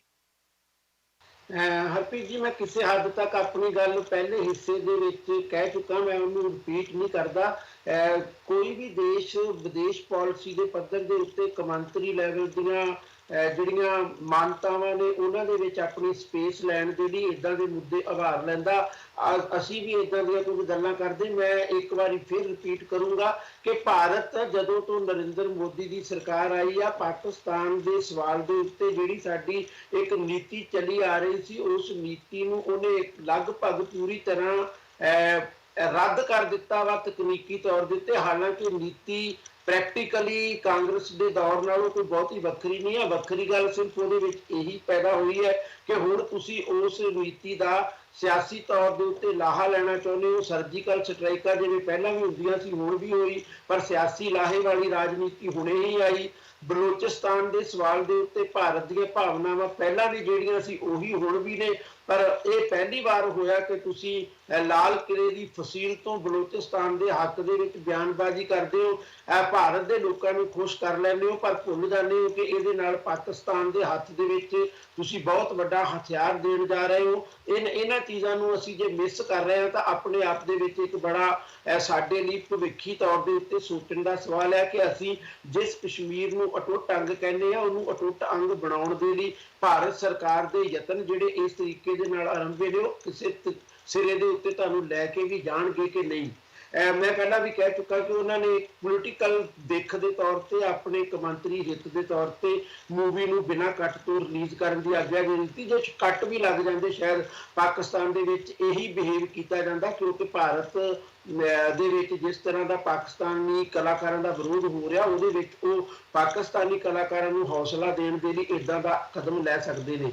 ਦੂਸਰੀ ਗੱਲ ਜਿਹੜੀ ਪਹਿਲਾਂ ਚੱਲ ਰਹੀ ਸੀ ਮੈਂ ਉਹਦੇ ਵਿੱਚ ਹੈ ਤਾਂ ਦੁਬਾਰਾ ਐਂਟਰੀ ਮਾਰਨ ਵਰਗੀ ਗੱਲ, ਪਰ ਮੈਂ ਜ਼ਰੂਰ ਕਹਿਣੀ ਚਾਹਾਂਗਾ ਕਿ ਜਦੋਂ ਦੋ ਰਾਜਾਂ ਦੇ ਵਿੱਚ ਪਾਣੀਆਂ ਦੇ ਸਵਾਲ ਦੇ ਉੱਤੇ ਪਾਣੀਆਂ ਦੇ ਵਿੱਚ ਇੰਨਾ ਉਬਾਲ ਆ ਗਿਆ ਹੋਵੇ, ਭਾਰਤੀ ਜਨਤਾ ਪਾਰਟੀ ਦੀ ਅਗਵਾਈ ਵਾਲਾ ਕੋਈ ਵੀ ਯਤਨ ਕਿੰਨਾ ਵੀ ਜਸਟੀਫਾਈਡ ਸਮਝੌਤਾ ਕਿਉਂ ਨਾ ਕਰਵਾ ਦੇਵੇ ਦੋਵਾਂ ਰਾਜਾਂ ਦੇ ਵਿੱਚ, ਉਸ ਜਸਟੀਫਾਈਡ ਸਮਝੌਤੇ ਦੇ ਵਿੱਚ ਵੀ ਭਾਰਤੀ ਜਨਤਾ ਪਾਰਟੀ ਨੂੰ ਦੋਨਾਂ ਰਾਜਾਂ ਦੇ ਵਿੱਚੋਂ ਇੱਕ ਰਾਜ ਦੀ ਨਾਰਾਜ਼ਗੀ ਜਿਹੜੀ ਆ ਉਹ ਬਰਦਾਸ਼ਤ ਕਰਨੀ ਪਵੇਗੀ। ਭਾਰਤੀ ਜਨਤਾ ਪਾਰਟੀ ਕਰਨਾਟਕ ਦੀ ਨਾਰਾਜ਼ਗੀ ਇਸ ਕਰਕੇ ਬਰਦਾਸ਼ਤ ਨਹੀਂ ਕਰ ਸਕਦੀ ਕਿਸੇ ਵੀ ਹੱਦ ਵਿੱਚ ਜਾ ਕੇ, ਕਿਉਂਕਿ ਉਹਦੀ ਆਸ ਹੀ ਕਰਨਾਟਕਾ ਦੇ ਉੱਤੇ 2018 ਦੇ ਵਿੱਚ, ਤੇ ਇਸ ਕਰਕੇ ਮੈਨੂੰ ਨਹੀਂ ਲੱਗਦਾ ਕਿ ਉਹ ਕੋਈ ਸਮਝੌਤਾ ਕਰਾ ਲੈਣਗੇ। ਅਸਲ ਦੇ ਵਿੱਚ ਚਾਹੇ ਦੇਸ਼ ਹੋਵੇ ਚਾਹੇ ਵਿਦੇਸ਼ ਪਾਲਿਸੀ ਹੋਵੇ, ਪੋਲੀਟੀਕਲ ਪਾਰਟੀਆਂ ਦੇ ਸਾਹਮਣੇ ਦੇਸ਼ ਸੈਕੰਡਰੀ ਚੀਜ਼ ਆ, ਦੇਸ਼ ਦਾ ਨਾਂ ਬਹੁਤ ਵੱਡੀ ਚੀਜ਼ ਆ, ਫੌਜ ਸੈਕੰਡਰੀ ਚੀਜ਼ ਆ, ਫੌਜ ਦੇ ਨਾਂ ਦੇ ਉੱਤੇ ਦੇਸ਼ ਭਗਤੀ ਦਾ ਜਨੂਨ ਬਹੁਤ ਵੱਡੀ ਚੀਜ਼ ਆ। ਅਸਲ ਦੇ ਵਿੱਚ ਸਾਨੂੰ ਇਹ ਸਮਝਣਾ ਪਵੇਗਾ ਕਿ ਜੋ ਕੁਝ ਸਾਡੇ ਪੋਲੀਟੀਕਲ ਕਲਚਰ ਦੇ ਵਿੱਚ ਆ ਕੇ ਸ਼ਾਮਿਲ ਹੋ ਗਿਆ, ਕੀ ਇਹਨੂੰ ਸੱਚਮੁੱਚ ਦੇਸ਼ ਭਗਤੀ ਕਿਹਾ ਜਾ ਸਕਦਾ, ਕਿ ਇਹਨੂੰ ਸੱਚਮੁੱਚ ਰਾਜਾਂ ਦੀ ਵਿਭਿੰਨਤਾ ਦੇ ਆਧਾਰ ਦੇ ਉੱਤੇ ਇੱਕ ਡਾਈਵਰਸਿਟੀ ਵਾਲੀ ਪਾਲਿਸੀ ਕਿਹਾ ਜਾ ਸਕਦਾ। ਸਾਨੂੰ ਇਹਨਾਂ ਚੀਜ਼ਾਂ ਉੱਤੇ ਸੋਚਣਾ ਪਵੇਗਾ, ਕਿਉਂਕਿ ਦੇਸ਼ ਨੇ ਤਾਂ ਫਿਰ ਵੀ ਇਸੇ ਤਰ੍ਹਾਂ ਦੇ ਨਾਲ ਵੰਨ-ਸੁਵੰਨਤਾ ਦੇ ਨਾਲ ਹੀ ਜਿਉਣਾ ਹੈ।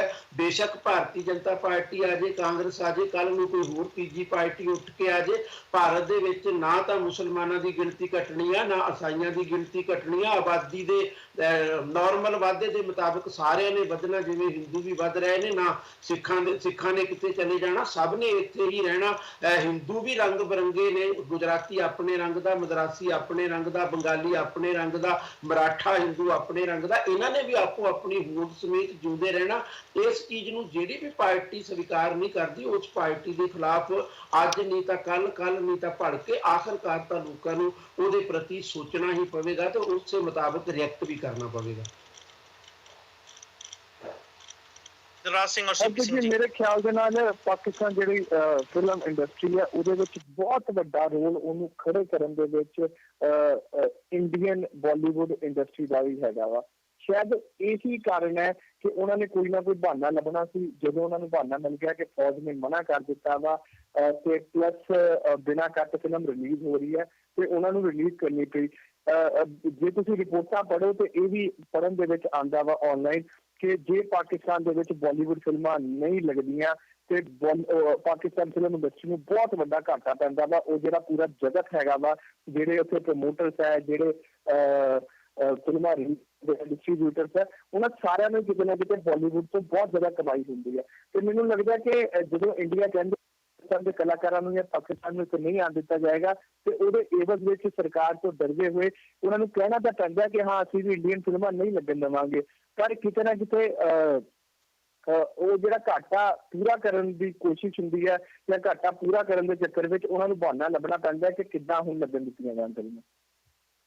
ਬਿਲਕੁਲ Harpreet ji, majority of revenue ਦਾ ਜਿਹੜਾ ਉੱਥੇ ਸਿਨੇਮਾ ਇੰਡਸਟਰੀ ਦਾ ਉਹ ਇੰਡੀਅਨ ਕੰਟਰੀਬਿਊਸ਼ਨ ਦੇ ਨਾਲ ਹੁੰਦਾ ਹੈ ਔਰ ਜ਼ਿਆਦਾਤਰ ਫਿਲਮਾਂ ਜਿਹੜੀਆਂ ਉੱਥੇ ਮਿਆਰੀ ਫਿਲਮਾਂ ਜਿਹਨੂੰ ਕਹਿ ਲਓ ਜਾਂ ਹਾਈ ਬਜਟ ਫਿਲਮ ਜਿਹੜੀਆਂ ਉਹ ਬਾਲੀਵੁੱਡ ਤੋਂ ਜਾਂ ਪੰਜਾਬ ਤੋਂ ਬਾਲੀਵੁੱਡ ਤੋਂ ਹੀ ਉੱਥੇ ਰਿਲੀਜ਼ ਹੁੰਦੀਆਂ। ਔਰ ਜਿਹੜੀ ਉੱਥੇ ਦੀ ਫਿਲਮ ਐਸੋਸੀਏਸ਼ਨ ਬਣੀ ਹੋਈ ਉਹਨਾਂ ਦੀ ਡਿਸਟ੍ਰੀਬਿਊਸ਼ਨ ਐਸੋਸੀਏਸ਼ਨ ਹੈ ਉਹ ਪੂਰੀ ਦੀ ਪੂਰੀ ਤਰ੍ਹਾਂ ਮੇਰੇ ਹਿਸਾਬ ਨਾਲ 70 to 80% ਜਿਹੜੀ ਆ ਉਹ Indian cinema plus European cinema ਜਾਂ ਕਹਿ ਲਓ ਜਾਂ ਜਿਹੜਾ ਹਾਲੀਵੁੱਡ ਹੈ ਉਹਦੇ ਉੱਪਰ ਨਿਰਭਰ ਕਰਦੀ ਹੈ।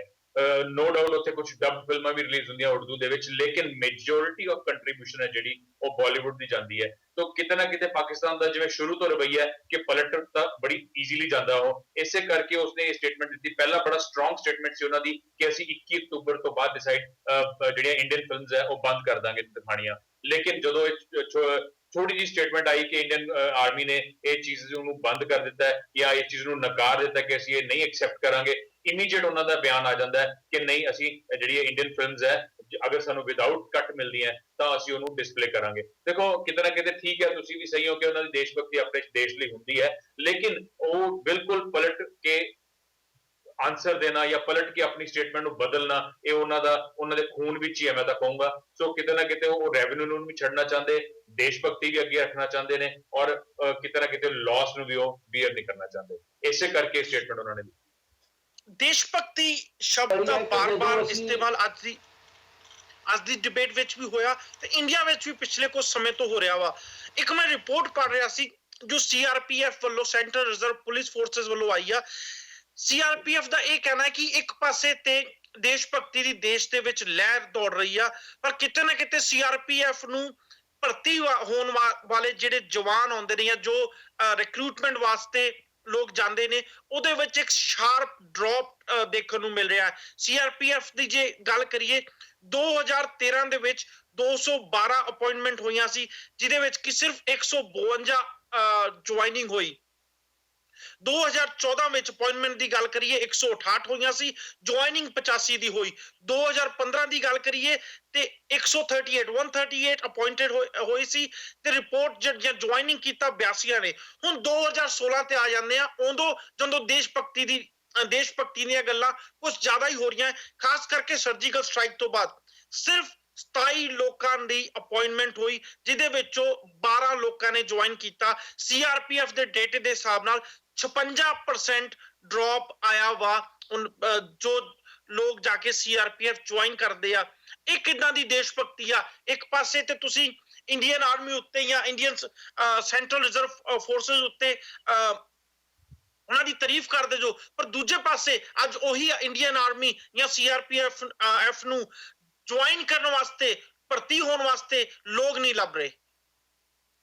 ਬਿਲਕੁਲ ਹਰਪ੍ਰੀਤ ਜੀ, ਜਿਹੜੀ ਦੇਸ਼ ਭਗਤੀ ਹੈ ਨਾ ਸਿਰਫ ਗੱਡੀਆਂ ਤੇ ਸਟicker ਲੱਗਣ ਜੋਗੀ ਰਹਿ ਗਈ ਹੈ।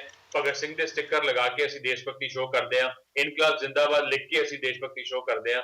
ਸਾਡੇ ਵਿੱਚ ਅਗਰ ਅੱਜ ਇੰਡੀਅਨ ਨੇਵੀ, ਇੰਡੀਅਨ ਆਰਮੀ ਜਾਂ ਇੰਡੀਅਨ 에ਅਰ ਫੋਰਸ ਨੂੰ ਇਹ ਜ਼ਰੂਰਤ ਨਾ ਪੈਂਦੀ ਕਿ ਪੇਪਰ ਦੇ ਵਿੱਚ ਵੱਡੇ ਵੱਡੇ ਇਸ਼ਤਿਹਾਰ ਦੇ ਕੇ ਨੌਜਵਾਨਾਂ ਨੂੰ ਮੋਟੀਵੇਟ ਕਰਨਾ ਪਵੇ ਕਿ ਤੁਸੀਂ ਇੰਡੀਅਨ ਆਰਮੀ ਜੁਆਇਨ ਕਰੋ, ਇੰਡੀਅਨ ਆਰਮੀ ਦੇ ਵਿੱਚ ਆਹ ਫੈਸਿਲਿਟੀਜ਼ ਹੈ, ਵੱਡੇ ਵੱਡੇ ਹੋਰਡਿੰਗਸ ਦੇ ਉੱਪਰ ਇੰਡੀਅਨ ਆਰਮੀ ਨੂੰ ਅੱਜ ਆਪਣੀ ਐਡਵਰਟਾਈਜ਼ਮੈਂਟ ਕਰਨੀ ਪੈ ਰਹੀ ਹੈ। ਸੋ ਕਿਤੇ ਨਾ ਕਿਤੇ ਦੇਸ਼ ਭਗਤੀ ਸਿਰਫ ਤੇ ਸਿਰਫ ਬਿਆਨਾਂ ਦੇ ਵਿੱਚ ਵਿਖਾਵੇ ਲਈ ਰਹਿ ਗਈ ਹੈ। ਬਹੁਤ ਘੱਟ ਇਦਾਂ ਦੇ ਲੋਕ ਹੈ ਜਿਹੜੇ ਕਿ ਜਨੂਨੀ ਤੌਰ ਤੇ ਉਹਦੇ ਵਿੱਚ ਪਾਰਟਿਸਿਪੇਟ ਕਰਨਾ ਚਾਹੁੰਦੇ ਨੇ ਔਰ ਆਪਣੇ ਦੇਸ਼ ਲਈ ਲੜਨਾ ਚਾਹੁੰਦੇ ਨੇ। ਇਸੇ ਕਰਕੇ ਜਿਹੜਾ ਇਹ ਡਿਕਲਾਈਨ ਹੈ ਕੱਲਾ ਸੀਆਰਪੀਐਫ ਦੇ ਵਿੱਚ ਨਹੀਂ ਆਇਆ, ਉਹ ਰਿਪੋਰਟ ਸਾਹਮਣੇ ਆ ਗਈ ਹੈ। ਆਰਮੀ ਦੇ ਵਿੱਚ, 에ਅਰ ਫੋਰਸ ਦੇ ਵਿੱਚ ਔਰ ਨੇਵੀ ਦੇ ਵਿੱਚ ਵੀ ਇਦਾਂ ਦੇ ਡਿਕਲਾਈਨ ਜਿਹੜੇ ਆ ਦੇਖਣ ਨੂੰ ਮਿਲ ਰਹੇ ਆ। ਇਸੇ ਕਰਕੇ ਉਹਨਾਂ ਨੂੰ ਬਾਰ-ਬਾਰ ਮੀਡੀਆ ਦੇ ਵਿੱਚ ਜਾ ਕੇ ਐਡਵਰਟਾਈਜ਼ਮੈਂਟ ਕਰਨੀ ਪੈ ਰਹੀ ਹੈ, ਟੀਵੀ ਦੇ ਵਿੱਚ ਐਡ ਦੇਣੀ ਪੈ ਰਹੀ, ਤਾਂ ਕਿ ਜਿਹੜਾ ਯੂਥ ਹੈ ਅੱਜ ਦਾ ਉਹ ਕੱਲਾ ਸਟਿੱਕਰਾਂ ਤੱਕ ਸੀਮਿਤ ਨਾ ਰਵੇ, ਉਹ ਜਨੂਨੀ ਤੌਰ ਤੇ ਆਪਣੇ ਦੇਸ਼ ਭਗਤੀ ਦੇ ਜਜ਼ਬੇ ਨੂੰ ਦਿਖਾਵੇ ਔਰ ਸਾਨੂੰ ਜੁਆਇਨ ਕਰਕੇ ਬਾਰਡਰ ਦੇ ਉੱਪਰ ਲੜੇ। ਸਬਦੀਪ ਜੀ, ਤੁਸੀਂ ਸ਼ਾਇਦ ਕੁਝ ਕਹਿਣ ਦੀ ਕੋਸ਼ਿਸ਼ ਕਰ ਰਹੇ ਸੀ। ਹਰਪ੍ਰੀਤ ਜੀ, ਗੱਲ ਇਹ ਹੈ ਕਿ ਜਦੋਂ ਅੰਕੜੇ ਬੋਲਦੇ ਹੋਣ, ਮੈਨੂੰ ਨਹੀਂ ਲੱਗਦਾ ਕਿ ਉਹਨਾਂ ਉੱਤੇ ਟਿੱਪਣੀ ਕੀਤੇ ਜਾਣ ਦੀ ਕੋਈ ਜ਼ਰੂਰਤ ਰਹਿ ਜਾਂਦੀ ਹੈ। ਜੇ ਲੋਕੀ ਭਰਤੀ ਹੋਣਾ ਪਸੰਦ ਨਹੀਂ ਕਰ ਰਹੇ, ਜਿਨ੍ਹਾਂ ਨੂੰ ਮਿਲ ਵੀ ਜਾਂਦਾ ਮੌਕਾ ਉਹ ਜੁਆਇਨ ਨਹੀਂ ਕਰ ਰਹੇ।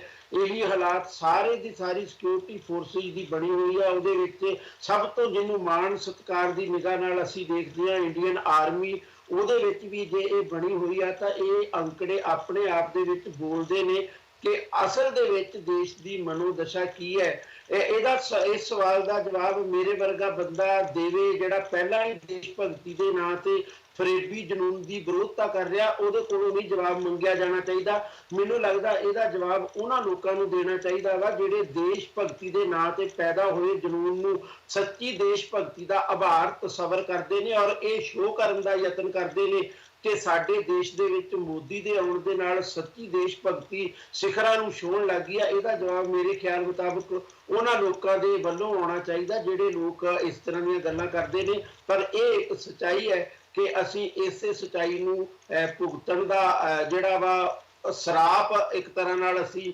ਉਹਨੂੰ ਬਰਦਾਸ਼ਤ ਕਰ ਰਹੇ ਹਾਂ ਔਰ ਸਾਨੂੰ ਇਹ ਕਰਨਾ ਵੀ ਪਏਗਾ। ਗੱਲ ਚੱਲ ਰਹੀ ਸੀ ਪਾਕਿਸਤਾਨ ਦੇ ਵਿੱਚ ਮੂਵੀਜ਼ ਰਿਲੀਜ਼ ਹੋਣ ਵਾਲੀ ਦੀ, ਮੈਂ ਉਹਦਾ ਇੱਕ ਹਿੱਸਾ ਤਾਂ ਤੁਹਾਡੇ ਨਾਲ ਸਾਂਝਾ ਕਰ ਲਿਆ ਸੀ ਜਿਹੜਾ ਪੋਲੀਟੀਕਲ ਪਾਲਿਸੀ ਦੇ ਤੌਰ ਤੇ ਜਿਹੜਾ ਉਹਦਾ ਆਰਥਿਕ ਪੱਖ ਸੀ ਉਹਦੇ ਬਾਰੇ ਮੇਰੇ ਦੋਨਾਂ ਦੋਸਤਾਂ ਨੇ ਗੱਲ ਕੀਤੀ। ਮੈਂ ਥੋੜੀ ਜਿਹੀ ਇੱਕ ਚੀਜ਼ ਉਹਦੇ 'ਚ ਜੋੜ ਦੇਣੀ ਚਾਹੁੰਦਾ ਕਿ ਜਦੋਂ ਪਾਕਿਸਤਾਨ ਦੇ ਵਿੱਚ ਮੂਵੀ ਅਫੀਸ਼ੀਅਲੀ ਰਿਲੀਜ਼ ਨਹੀਂ ਹੁੰਦੀ, ਲੋਕਾਂ ਦੀ ਭਾਰਤੀ ਫਿਲਮਾਂ ਦੇਖਣ ਦੀ ਜਿਹੜੀ ਬਣੀ ਹੋਈ ਹੈ ਮਨੋਦਸ਼ਾ, ਉਸ ਮਨੋਦਸ਼ਾ ਨੂੰ ਕੋਈ ਬਹੁਤ ਜ਼ਿਆਦਾ ਠੱਲ ਨਹੀਂ ਪੈਂਦੀ। ਫਿਰ ਫਿਲਮਾਂ ਬਲੈਕ ਮਾਰਕੀਟ ਦੀ ਸ਼ਕਲ ਦੇ ਵਿੱਚ ਭਾਰਤੀ ਫਿਲਮਾਂ ਬਲੈਕ ਮਾਰਕੀਟ ਦੀ ਸ਼ਕਲ ਦੇ ਵਿੱਚ ਪਾਕਿਸਤਾਨ ਦੇ ਵਿੱਚ ਪਹੁੰਚਦੀਆਂ ਨੇ। ਉਹਦੇ ਨਾਲ ਕਾਲੀ ਕਮਾਈ ਤਾਂ ਕੁਝ ਲੋਕਾਂ ਨੂੰ ਹੋ ਜਾਂਦੀ ਆ, ਲੋਕਾਂ ਦੀਆਂ ਜੇਬਾਂ ਤੋਂ ਪੈਸਾ ਵੀ ਨਿਕਲ ਜਾਂਦਾ ਹੈ। ਪਰ ਜਿਹੜੀ ਇੰਡਸਟਰੀ ਨੂੰ ਇੱਕ ਵਾਈਟ ਮਨੀ ਆਪ ਫਿਲਮਾਂ ਰਿਲੀਜ਼ ਕਰਕੇ ਮਿਲ ਸਕਦੀ ਹੈ, ਉਹ ਮਨੀ ਬਿਲਕੁਲ ਹੀ ਇੱਕ ਤਰ੍ਹਾਂ ਨਾਲ ਜ਼ੀਰੋ ਪੁਆਇੰਟ ਤੇ ਪਹੁੰਚ ਜਾਂਦੀ ਹੈ। ਹਿੱਤ ਆਰਥਿਕ ਵੀ ਹੁੰਦੇ ਨੇ ਤੇ ਹਿੱਤ ਪੋਲੀਟੀਕਲ ਵੀ ਹੁੰਦੇ ਨੇ। ਮੌਕੇ ਮੁਤਾਬਕ ਤੁਸੀਂ ਆਰਥਿਕ ਹਿੱਤਾਂ ਨੂੰ ਡਿਲੇ ਕਰ ਸਕਦੇ ਹੋ, ਪਰ ਜਦੋਂ ਦੇਸ਼ ਭਗਤੀ ਦਾ ਜਨੂਨ ਹੋਵੇ ਉਦੋਂ ਤੁਸੀਂ ਫਿਰ ਦੇਸ਼ ਭਗਤੀ ਵਾਲੇ ਜਨੂਨ ਨੂੰ ਡਿਲੇ ਨਹੀਂ ਕਰ ਸਕਦੇ। ਇਹ ਗੱਲ ਦੁਨੀਆ ਦੇ ਹਰ ਮੁਲਕ ਤੇ ਲਾਗੂ ਹੁੰਦੀ, ਭਾਰਤ ਤੇ ਵੀ ਤੇ ਪਾਕਿਸਤਾਨ ਤੇ ਵੀ। ਗੱਲ ਕਰਦੇ ਕਰਦੇ ਹੀ ਮੈਨੂੰ ਸਾਡੀ ਟੀਮ ਨੇ ਕੁਝ ਡੇਟਾ ਹੋਰ ਸਾਂਝਾ ਕੀਤਾ। CRPF ਦਾ ਡੇਟਾ ਮੈਂ ਤੁਹਾਡੇ ਨਾਲ ਸ਼ੇਅਰ ਕਰ ਚੁੱਕਿਆ ਸੀ। ਸਬਦੀਸ਼ ਜੀ ਐਂਡ CP ਸਿੰਘ ਜੀ ਨੇ ਆਰਮੀ ਤੇ ਨੇਵੀ ਦੀ ਗੱਲ ਵੀ ਕਰ ਲਈ। ਹੁਣ ਥੋੜੀ ਜਿਹੀ BSF ਦੀ ਗੱਲ ਕਰ ਲਈਏ। ਜੇ BSF ਦੀ ਗੱਲ ਕਰੀਏ, BSF ਦਾ ਵੀ ਲਗਭਗ ਇਹੀ ਹਾਲ ਆ। 2011 ਤੋਂ 2014 ਤੇ ਜੇ ਆંકੜੇ ਜੋ ਹੁਣ ਇਸ ਟਾਈਮ ਮੇਰੇ ਸਾਹਮਣੇ ਨੇ, 54% ਡ੍ਰੌਪ BSF ਦੇ ਭਰਤੀ ਵਿੱਚ ਵੇਖਣ ਨੂੰ ਮਿਲਿਆ ਵਾ। 2014 ਵਿੱਚ ਸਿਰਫ 13 ਜੁਆਇਨਿੰਗ ਹੋਈਆਂ। ਦਿਲਰਾਜ ਸਿੰਘ ਜੀ, ਦਿਲਰਾਜ ਸਿੰਘ ਜੀ। ਹਾਂਜੀ ਹਰਪ੍ਰੀਤ ਜੀ, ਤੁਹਾਡੀ ਆਵਾਜ਼ ਕੱਟ ਰਹੀ ਸੀ। ਬਿਲਕੁਲ ਹਰਪ੍ਰੀਤ ਜੀ, ਕਿਤੇ ਨਾ ਕਿਤੇ ਡ੍ਰੌਪ ਹੈਗਾ ਵਾ। ਉਹ ਸਰਕਾਰ ਦੀਆਂ ਨੀਤੀਆਂ ਕਹੀਏ ਜਾਂ ਜਿਹੜਾ ਇੱਕ ਲੋਕਾਂ ਨੂੰ ਮੋਟੀਵੇਟ ਨਹੀਂ ਕਰ ਸਕੇ ਫੌਜ ਦੇ ਵਿੱਚ ਜਾਣਾ। ਅੱਜ ਦੀ ਡੇਟ ਵਿੱਚ ਇੱਕ ਪਾਸੇ ਲੋਕੀ ਕਹਿੰਦੇ ਆ ਬੇਰੁਜ਼ਗਾਰੀ ਆ, ਇਹਦਾ ਢੰਡੋਰਾ ਤਕਰੀਬਨ ਹਰ ਪੋਲੀਟੀਕਲ ਪਾਰਟੀ ਪਿੱਟਦੀ ਪਈ ਆ। ਪਰ ਕਿਤੇ ਨਾ ਕਿਤੇ ਸਿਰਫ BSF ਜਾਂ ਸਰਕਾਰੀ ਨੌਕਰੀਆਂ ਦੀ ਆਪਾਂ ਗੱਲ ਛੱਡ ਵੀ ਦਈਏ, ਪ੍ਰਾਈਵੇਟ ਸੈਕਟਰ ਦੇ ਵਿੱਚ ਇੰਡੀਆ ਦੇ ਵਿੱਚ ਇੰਨੀਆਂ ਕਿ ਨੌਕਰੀਆਂ ਖਾਲੀ ਹੋਣਗੀਆਂ। ਲੋਕੀ ਜਾਂ ਮਿਹਨਤ ਨਹੀਂ ਕਰਨਾ ਚਾਹੁੰਦੇ ਜਾਂ ਸਰਕਾਰ ਸਹੀ ਗਾਈਡ ਨਹੀਂ ਕਰ ਪਾ ਰਹੀ। ਇਹ ਸਾਰੀਆਂ ਚੀਜ਼ਾਂ ਮੈਂ ਸਮਝਦਾ ਇਫੈਕਟ ਕਰਦੀਆਂ। ਅੱਗੇ NSS ਦੇ ਕੈਂਪ ਲੱਗਦੇ ਹੁੰਦੇ ਸੀਗੇ, NCC ਦੇ ਕੈਂਪ ਲੱਗਦੇ ਹੁੰਦੇ ਸੀਗੇ, ਉਹ ਸਾਰੀਆਂ ਚੀਜ਼ਾਂ ਕਿਤੇ ਨਾ ਕਿਤੇ ਘਟਦੀਆਂ ਜਾ ਰਹੀਆਂ। ਸ਼ਾਇਦ ਇਹੀ ਕਾਰਨ ਹੈ ਕਿ ਲੋਕਾਂ ਦੀ ਜਿਹੜੀ ਭਰਤੀ ਫੌਜ ਦੇ ਵਿੱਚ ਜਾਣ ਦੀ ਜਿਹੜੀ ਇੱਕ ਸੋਚ ਸੀਗੀ, ਉਹ ਸੋਚ ਨੂੰ ਵੀ ਕਿਤੇ ਨਾ ਕਿਤੇ ਢਾਹ ਲੱਗਦੀ ਪਈ ਹੈ। ਅੱਗੇ NCC ਦੇ ਕੈਂਪ ਸਕੂਲਾਂ ਦੇ ਵਿੱਚ ਲਾਏ ਜਾਂਦੇ ਸੀਗੇ, ਬੱਚਿਆਂ ਨੂੰ ਪ੍ਰੋਤਸਾਹਿਤ ਕੀਤਾ ਜਾਂਦਾ ਸੀਗਾ। ਬੱਚੇ ਵੱਧ ਚੜ ਕੇ ਕੋਈ ਵੀ ਆਰਮੀ ਦਾ ਜਾਂ ਕੋਈ ਵੀ ਫੌਜ ਦਾ ਜਦੋਂ ਕੁਛ ਹੁੰਦਾ ਸੀ ਰਿਕਰੂਟਮੈਂਟ, ਲੋਕੀ ਵੱਧ ਚੜ ਕੇ ਉਹਦੇ ਵਿੱਚ ਹਿੱਸਾ ਲੈਂਦੇ ਸੀਗੇ। ਇਹ ਸਾਰੀਆਂ ਚੀਜ਼ਾਂ ਇਫੈਕਟ ਕਰਦੀਆਂ ਵਾ। ਜਦੋਂ ਤੱਕ ਸਰਕਾਰ ਆਪਣੀ ਨੀਤੀ ਨਹੀਂ ਚੇਂਜ ਕਰਦੀ, ਉਦੋਂ ਤੱਕ ਮੈਂ ਸਮਝਦਾ ਕਿ ਏਦਾਂ ਦੇ ਹਾਲਾਤ ਬਣੇ ਰਹਿਣਗੇ। ਥੈਂਕ ਯੂ ਦਿਲਰਾਜ ਜੀ, CP Singh ji, thank you ਸਬਦੀਸ਼ ਜੀ।